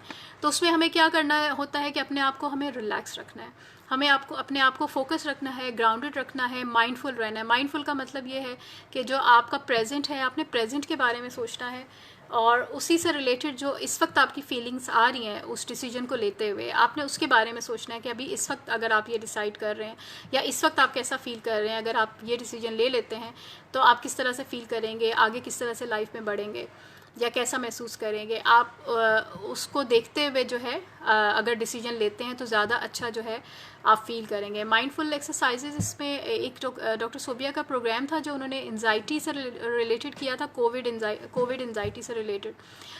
वो प्रोग्राम जो है सोबिया अगर आप यहाँ पे शेयर कर दें या बाद में लेटर ऑन जब मैं फ्री होती हूँ तो मैं शेयर कर दूँगी। माइंडफुलनेस की टेक्निक उन्होंने बताई है उसके अंदर बहुत डिटेल में, आप वो टेक्निक करें तो उस टेक्निक से भी ये होता है कि जो आपका माइंड है वो रिलैक्स हो जाता है, आपका स्ट्रेस कम हो जाता है और आपको डिसीजन मेकिंग में जो है आसानी रहती है। आपके सामने जितने भी ऑल्टरनेटिव्स होते हैं वो सेलेक्ट करने में आसानी होती है क्योंकि आपका फोकस बेहतर हो जाता है। जब फोकस बेहतर होगा, आप माइंडफुल होंगे, आप प्रेजेंट पे फोकस रख के अपनी चीज़ों को डिसाइड करेंगे तो आप अच्छे डिसीजन जो है वो ले सकेंगे। ओके जी, यहाँ पे किसी ने पूछा था स्ट्रेस का, ये डॉक्टर सोबिया ने उसका आंसर कर दिया। Thank you Sobia. सन्नाउल्लाह साहब आप वहाँ पे आंसर पढ़ लीजिएगा। कुछ सवाल ऐसे हैं जो टॉपिक से थोड़ा सा हट के हैं, तो मैं चाह रही थी कम से कम मैं ये रीज़न्स आपको आज बता दूं, क्योंकि हमारा टाइम भी ख़त्म होने वाला है। आगे और बहुत सारी और चीज़ें हैं, तो वो नेक्स्ट प्रोग्राम इसी टॉपिक पे हम रख लेंगे, जो मैंने रिलेट करना है एंजाइटी डिप्रेशन के साथ, तो उसको भी फिर हम नेक्स्ट प्रोग्राम में कर लेंगे। तो ये स्ट्रेस एंजाइटी डिप्रेशन वहाँ पर डील हो जाएगा। ओके अच्छा, एक और फैक्टर है ओवर प्रोटेक्टिव पेरेंट्स। बहुत दफ़ा ऐसा होता है कि ये भी फैक्टर ऐसा होता है जो कि हमें डिसीजन मेकिंग में रोकता है। पेरेंट्स अब बहुत दफ़ा ऐसा होता है ओवर प्रोटेक्टेड होते हैं, वो चाहते हैं कि अपने बच्चे के लिए बेहतरीन फ़ैसला करें। हर पेरेंट चाहता है कि उनका बच्चा जो है आगे कामयाबी के साथ जाए और ज़िंदगी में बहुत कुछ अच्छा हासिल करे, और शुरू से छोटे होते से ही वो उनके साथ बहुत सारे डिसीजन खुद ले रहे होते हैं। ऐसे में उनके अंदर जो है डिसीजन मेकिंग जो एक एबिलिटी है वो डेवलप नहीं हो पाती है। तो ऐसे में जो लोग अभी पेरेंट्स मुझे सुन रहे हैं और बहुत से पेरेंट्स जो हमारे पास भी आते हैं, उनको हम यही गाइड करते हैं कि बच्चों को आप जो है जब थोड़ा बहुत बच्चा सोचने लगता है, समझने लगता है, चीज़ों के बारे में बात करने लगता है, अंडरस्टैंड करने लगता है, तो आप छोटे छोटे घर के जो मामलात होते हैं, डेली रूटीन से रिलेटेड होते हैं, घर की ग्रॉसरी से रिलेटेड होते हैं, आप उनमें बच्चों की चॉइसेस को जो है शामिल करना जो है शुरू करें। उनकी पसंद के मुताबिक भी कभी कभार आप जो है शॉपिंग करें, उनकी पसंद के मुताबिक भी घर की जो सेटिंग करें, उनकी पसंद के मुताबिक भी जो है कुछ हॉबीज़ जो हैं आप अपनाएं, उनके साथ खेलें, या उनके साथ टाइम उनकी पसंद के मुताबिक भी जो है वो करें। उससे ये होता है कि बच्चों में जो है डिसीजन मेकिंग जो है वो डेवलप होना स्टार्ट हो जाती है, उनके अंदर कॉन्फिडेंस जो है वो बिल्ड होने लगता है, और बड़े होकर उनके लिए आसानी रहती है। एक और जो फैक्टर है जो बहुत इंपॉर्टेंट है, फियर ऑफ रिस्पॉन्सिबिलिटी, यानी हम डिसीजंस नहीं ले पाते हैं, इनडिसाइसिवनेस का शिकार होते हैं। वो क्यों होते हैं? क्योंकि हम रिस्पॉन्सिबिलिटी नहीं लेना चाहते हैं। हम नहीं चाहते कि अगर हमने ये डिसीजन ले लिया है तो इसके बाद कल को हमें ये सुनने को मिले कि तुमने रॉन्ग डिसीजन लिया था, या तुम्हारे कहने पे हमने ये किया था, या तुमने ही ऐसा कहा था फिर हमने ये किया था और अब भुगतो। बहुत सारी दफ़ा ऐसा होता है, हम लाइफ में इस तरह के डिसीजन ले लेते हैं, और या हम अपने ऑफिस में या जहाँ पे भी हम काम करते हैं हम डिसाइड कर लेते हैं, फिर हमें सुनना पड़ता है। तो वो जो सुनना पड़ता है या हमें लोगों की बातें सुननी पड़ती हैं, उसको अवॉइड करने के लिए या उस रिस्पॉन्सिबिलिटी को हम नहीं लेते हैं, तो हम डिसीजन भी नहीं लेते हैं। और बहुत दफ़ा ऐसा होता है कि हम अपने ऊपर फिर हम समझते हैं कि हम गिल्ट का शिकार हो जाते हैं। अगर कोई डिसीजन हमारा गलत हो जाता है तो हम उस गिल्ट से बचने के लिए कि मुझसे मिस्टेक क्यों हो गई है, तो हम वो डिसीजन नहीं लेते हैं। तो यहाँ पर जब आप चाहते हैं कि अपना गोल अचीव करें, और आप चाहते हैं कि अपनी ज़िंदगी जो है जैसा आप चाहते हैं अपनी पसंद के मुताबिक गुजारें, आप चाहते हैं कि अपनी मोटिवेशन को बढ़ाएं, आप चाहते हैं कि आप ज़िंदगी में खुश रहें, आप अपनी मेंटल हेल्थ को बेहतर रखना चाहते हैं, तो फिर अपने लिए डिसीजंस लेना भी स्टार्ट करें। इन स्टेप्स को फॉलो करते हुए, जो अभी मैंने आपको 7 स्टेप्स जो हैं मैंने बताए हैं, उन स्टेप्स के फॉलो करते हुए अगर आप आगे बढ़ते हैं, और ये जो चीज़ें रीजंस मैंने बताए हैं इनको ओवरकम करते हुए अगर आप आगे बढ़ते हैं, डिसीजंस लेते हैं, तो आपकी ज़िंदगी बहुत आसान हो जाती है। आप अपने आप को बहुत फ्री और अच्छा महसूस करते हैं। दूसरे लोगों की इन्फ्लुएंस से हट के आप अपने आप को महसूस कर रहे होते हैं, और आप जो जैसा चाह रहे होते हैं आप वैसा ही आपने आगे अपने गोल्स को अचीव कर पाते हैं। और अगर यहाँ पर कोई गलती हो भी जाती है तो फिर अपने आप को माफ़ करना है, आपने फॉरगिव करना है। और इसके लिए आप अगर फॉरगिवनेस कैसे करनी है, मेरा प्रोग्राम मैंने 2-3 प्रोग्राम्स किए हैं अभी लास्ट फॉरगिवनेस थेरेपी पे, आप वो देखें। उसमें सारी स्ट्रैटेजीज़ और जो हम क्यों नहीं कर पाते फॉरगिवनेस वो सब मैंने उसके अंदर बताया है, वहाँ से बहुत आपको हेल्प मिलेगी। तो फॉरगिव करने का मतलब ये है कि जब तक हम फॉरगिव नहीं करते हैं, अपनी गलतियों को माफ़ नहीं करते, वहाँ से लर्न नहीं करते, हम ज़िंदगी में आगे नहीं बढ़ते हैं तो डिसीजन भी नहीं लेते, डिसीजन नहीं लेते तो हमारे गोल्स भी अचीव नहीं होते हैं, और फिर वहीं गोल गोल हम घूमते रहते हैं। तो अपनी ज़िंदगी में आगे बढ़ने के लिए अपनी मिस्टेक्स नहीं समझना है, उसको लर्निंग समझना है। अगर कोई फेलियर हो जाता है या अगर हमें लगता है हमने मिस्टेक की भी है, तो मिस्टेक्स लर्न करने के लिए होते हैं, हमें माफ़ कर देना है, हमें आगे बढ़ना है, अपने आप को भी माफ़ करना है, और हमारे साथ जो दूसरे लोग होते हैं हमें उन्हें भी लेट गो कर देना है, उनको भी माफ़ कर देना है। कोई नेगेटिव जज्बा अगर हमारे अंदर आ गया है, इमोशंस आ गया है, तो उसको भी हमें लेट गो करना है, क्योंकि लेट गो के बगैर लाइफ कभी भी आगे नहीं बढ़ती। हमें आगे बढ़ने के लिए हमें अपनी पास्ट को, नेगेटिव चीज़ों को हमें छोड़ना होता है, जब भी हम ज़िंदगी में आगे जो है हम बढ़ सकते हैं और अपने डिसीजन मेकिंग को हम बेहतर कर सकते हैं। आई होप कि आज काफ़ी चीज़ें आपने लर्न कर ली होंगी। बस एक क्विक समरी में बता देती हूँ, फिर आगे मैं बताती हूँ कि आगे नेक्स्ट हमें क्या करना है। आज से एक तो मैंने ये बताया कि डिसीजन मेकिंग होती क्या है, हमें कब कब ज़रूरत पड़ती है चीज़ों को डिसाइड करने के लिए, चॉइसेस क्या होती हैं, वैल्यूज़ क्या होती हैं, हमारी बिलीव्स क्या होती हैं। 7 स्टेप्स ऑफ डिसीजन मेकिंग मैंने बताया कि किस तरह से हमें डिसीजन मेकिंग की तरफ हमें जाना चाहिए। प्रॉब्लम जो है हमें उसको सबसे पहले देखना है, इंफॉर्मेशन गैदर करनी है, एविडेंस देखना है, अल्टरनेटिव्स चूज़ करने हैं, प्रोज एंड कॉन्स या एडवांटेजेस डिसएडवांटेजेस देखते हुए हमें जो है डिफरेंट अल्टरनेटिव्स को अपनाना है, एक्शन लेना है। एक्शन के बाद हमें अपने डिसीजन को रिव्यू ज़रूर करना है, मॉनिटर ज़रूर करना है, चेक स्टेप्स ज़रूर देखने हैं, क्या हमने जो डिसीजन लिया था वो ठीक लिया था, वो सही डायरेक्शन में हम जा रहे हैं कि नहीं जा रहे। इसके बाद में मैंने आपको टाइप्स बताई, टाइप्स में ज़्यादा फोकस हमने किया था कि पर्सनल डिसीजन मेकिंग जो है वो क्या है। फिर उसके बाद मैंने आपको ये बताया कि रीज़न्स क्या होते हैं कि हम डिसीजन क्यों नहीं ले पाते। हमारी लाइफ के बहुत सारे ऐसे एस्पेक्ट्स होते हैं, हमारी पर्सनालिटी फैक्टर्स होते हैं जो हमें रोकते हैं जो अच्छे डिसीजंस हैं उनको लेने के लिए। उसमें हमारा एक तो ये होता है हम गोल को नहीं देखते, हमारी गिल्ट फीलिंग्स होती हैं, इनसिक्योरिटी की फीलिंग्स होती हैं, लैक ऑफ कॉन्फिडेंस होता है, लैक ऑफ मोटिवेशन होती है, परफेक्शन होती है जिसकी वजह से हम नहीं ले पाते हैं, हम मिस्टेक्स करते हैं, हम अपने आप को माफ़ नहीं करते, इसलिए हम डिसीजन नहीं ले पाते, ओवर प्रोटेक्शन की वजह से, डर खौफ की वजह से हम डिसीजन नहीं ले पाते हैं। लेकिन ये सारी चीज़ें मैनेजेबल हैं, जैसे कि अभी मैंने आपको साथ साथ स्ट्रैटेजीज़ भी बता दी कि किस तरह से हम इन चीज़ों को मैनेज जो है हम कर सकते हैं। इन स्ट्रैटेजीज़ पे फर्दर कैसे और डिटेल कैसे करना है हम आगे प्लान बना लेंगे, जो चीज़ें लिंक करती जाएंगी, हम डिफरेंट प्रोग्राम्स रखते जाएंगे। डिसीजन मेकिंग को मेंटल हेल्थ के साथ कैसे रिलेट करना है, कैसे डिसीजन मेकिंग एंजाइटी के साथ रिलेट करती है, कैसे एंजाइटी जो है इफ़ेक्ट करती है, कैसे डिप्रेशन को रिलेट करती है, इफ़ेक्ट करती है, उस पर भी हम अगले प्रोग्राम में इंशाल्लाह हम बात करेंगे कि कैसे हम इसको लिंक कर सकते हैं फर्दर डिप्रेशन और एंजाइटी के साथ। एक दो मैं सवाल देख लूँ, अगर पीछे कोई रह गया है तो फिर हम अपने प्रोग्राम को वाइंड अप करते हैं। आई होप कि आपको आज ही काफ़ी चीज़ें समझ आई होंगी, फीडबैक ज़रूर दीजिएगा। अच्छा, स्ट्रेस वाला आंसर डॉक्टर सोबिया ने कर दिया है। increase if stress persists, overcome it increase the risk of developing psychological issues and also affect your physical health. Madam, if we are with a person in decision who is highly clutches by OCPD and we are bounded to go along with him, so how we would decide if he did not accept us? Okay अच्छा, किसी को OCPD है तो definitely उस बंदे के साथ काम करना काफ़ी ज़्यादा डिफ़िकल्ट होता है, क्योंकि वो फिर आपको गलती का चांस नहीं देता है, वो हर चीज़ परफेक्ट चाह रहा होता है, तो वहाँ पर डिफ़िकल्टी होती है। लेकिन अगर वो बॉस है, सीनियर है, तो आपकी मजबूरी है उसके साथ काम करना।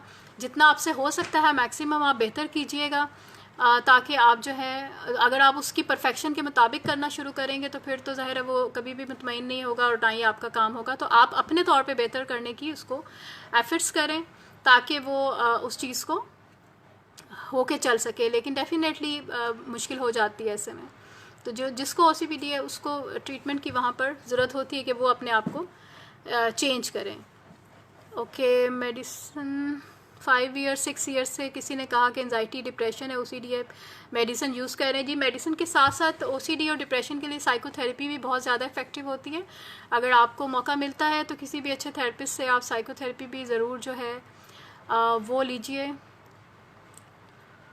अच्छा ठीक है, यहाँ पे आंसर हो गया है, डॉक्टर सोबिया ने दे दिया है।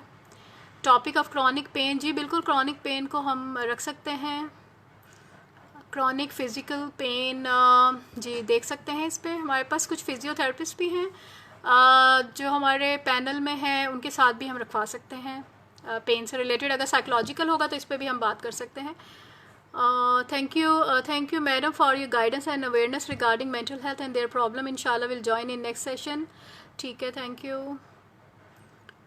मिस थेरेपी का बता दें कब स्टार्ट होगी। अच्छा, ICP में थेरेपी अभी हमने ऑनलाइन का प्रोग्राम हमने कर लिया था, हमने स्टार्ट भी करना था, लेकिन बीच में हमारे क्लिनिकल साइकोलॉजिस्ट जो हैं कोविड से उनकी डॉक्टर सरवत की डेथ हो गई। उसी अभी हार्डली 10 डेज़ ही हुए हैं, तो वो काम हमारे दूसरे क्लिनिकल साइकोलॉजिस्ट जो हैं डॉक्टर सलमान, उनको मैंने हैंड ओवर कर दिया है। और डेफिनेटली वो थोड़ा ग्रीफ का पीरियड भी था, हम लोग नहीं काम कर पाए। आज मैंने जानबूझ के सेशन लिया, मैं थोड़ा तैयार भी हुई ताकि मैं थोड़ा फ्रेश लगूं और हम वापस अपनी लाइफ की तरफ हम फिर से आ जाएं। तो जैसे ही ऑनलाइन स्टार्ट होते हैं हम कर देंगे, लेकिन होपफुली आई थिंक 15 जुलाई से शायद यूनिवर्सिटीज़ भी ओपन हो जाए। तो यूनिवर्सिटी अगर ओपन होती है तो मे बी हम लोग OPDs या सेशंस भी हम थोड़े बहुत हम स्टार्ट कर दें, लेकिन अगर नहीं होती तो ऑनलाइन भी इंशाल्लाह जल्द ही हम जुलाई में हम स्टार्ट कर देंगे ऑनलाइन थेरेपी का। जी बिल्कुल, मैंने बता दिया है कि इंशाल्लाह हम इसको जल्दी हम बिल्कुल कर देंगे। Thank you for joining the programme. जिन लोगों ने भी आप ज्वाइन किया तो इसको शेयर ज़रूर करें आगे, ताकि और लोगों तक भी जाए। नेक्स्ट टॉपिक जो भी दिन होगा हम अनाउंस कर देंगे। अगला प्रोग्राम हमारा फ्राइडे को है। Doctor Atif Saeed consultant neurologist हैं, वो प्रोग्राम करेंगे। फ्राइडे वाले दिन उनका 4 बजे प्रोग्राम होता है। न्यूरोलॉजिस्ट हैं, न्यूरोलॉजी के टॉपिक से रिलेटेड ही होगा, अभी हम शेयर कर देंगे। सैटरडे को 4 बजे प्रोग्राम है। डॉक्टर इमरान मोहम्मद यूसुफ जो हैं वो करेंगे। कोविड एंजाइटी कोविड सर्वाइवर हैं वो, अल्लाह का शुक्र है उन्होंने कोविड को सर्वाइव किया, और किस तरह से क्या क्या स्ट्रैटेजीज़ थी, किस तरह से उन्होंने उनको हेल्प आउट किया उन्होंने। उस पर हमने ये प्रोग्राम रखा है 4 बजे। जो लोग भी इंटरेस्टेड हैं वो ज़रूर ज्वाइन करें 4 o'clock पे सैटरडे वाले दिन। और आगे के जो प्रोग्राम्स जैसे ही आएंगे तो हम उसको अनाउंस कर देंगे। हमारी एक और मेंबर हैं जिन्हें आप बहुत इंतज़ार कर रहे होते हैं, उनके प्रोग्राम्स को भी आप बहुत लाइक करते हैं। डॉक्टर हिना इमरान हमारी रिहेबिलिटेशन इंचार्ज भी हैं। उनको भी कोविड हो गया है, अभी 10 days हो चुके हैं, अंडर ट्रीटमेंट है, वो मैनेज करें। इंशाल्लाह कुछ दिनों में वो भी बेहतर हो जाएंगी। तो वो भी इस हफ्ते अवेलेबल नहीं है, उनके लिए दुआ भी करें, अल्लाह ताला उनको जल्द सेहत याब करे। तो जैसे ही वो दोबारा से ठीक होती हैं, फॉर्म में आ जाती हैं, तो वो भी ऑनलाइन आ जाएंगी, प्रोग्राम्स करेंगी। तो आप लोगों की दुआओं की भी बहुत ज़रूरत है। जो हमारी एक्सपर्ट पैनलिस्ट हैं डॉक्टर हिना इमरान, उनके लिए। तो और भी बहुत सारे जो लोग हैं सफ़र कर रहे हैं अभी कोविड से, तो हमारी सबकी दुआएं उनके लिए भी हैं कि अल्लाह ताला उनको और उनके घर वाले तमाम लोगों को महफूज रखे। तो ये बिल्कुल सीरियस है, शुरू में हम सीरियस नहीं ले रहे थे, लेकिन अब जबकि हमारे इर्द गिर्द, हमारे अपनी इंस्टीट्यूट के अंदर, यूनिवर्सिटी के अंदर जिन लोगों की डेथ्स हो गई, कुछ लोग अभी बीमार हैं, सफ़र किया हुआ है, तो उनको देखने के बाद हमारी अपनी फैमिली में भी कुछ लोगों को हुआ है। अब वो ठीक है अल्हम्दुलिल्लाह। अब हमें लगता है कि वाकई ये है, सीरियसली है, हमें एहतियात करनी है, मास्क पहनना है। मास्क पहनने के साथ साथ हमें फ़ासला भी रखना है, हमें हाथ भी बार बार धोने हैं, हमें बिला वजह बाहर जो है बिला वजह नहीं जाना, बहुत जब तक कि बहुत ज़्यादा ज़रूरी काम ना हो। कोई एक बंदा घर से जाए और फिर SOPs को फॉलो करे और जो भी चीज़ें उनको लानी है वो लेकर आए। मैडम प्रोग्राम कब अनाउंस होगा? जल्द ही, मैं इसी वीक में कर लूँगी, क्योंकि जो कनेक्टेड टॉपिक्स होते हैं मेरा दिल होता है कि एक ही वीक में हम उन्हें ख़त्म कर दें, ताकि अगले हफ्ते में कोई नया टॉपिक आ सके। तो देखते हैं, आज वेडनेसडे है तो देख लेंगे, मंडे को रख लेंगे। रात में ही रखूँगी 10 बजे, इस वक्त ज़्यादा अच्छा प्रोग्राम हो जाता है। 4 बजे मेरी लाइट नहीं होती मेरे घर में, अब जाना शुरू हो गई है, तो 4 बजे वाला टाइम जो है मुझे सूट नहीं करता है। तो इंशाल्लाह 10 बजे देख लेंगे, फिर मंडे को रखते हैं। इंशाल्लाह मैं अनाउंस कर दूँगी sir. Thank you very much.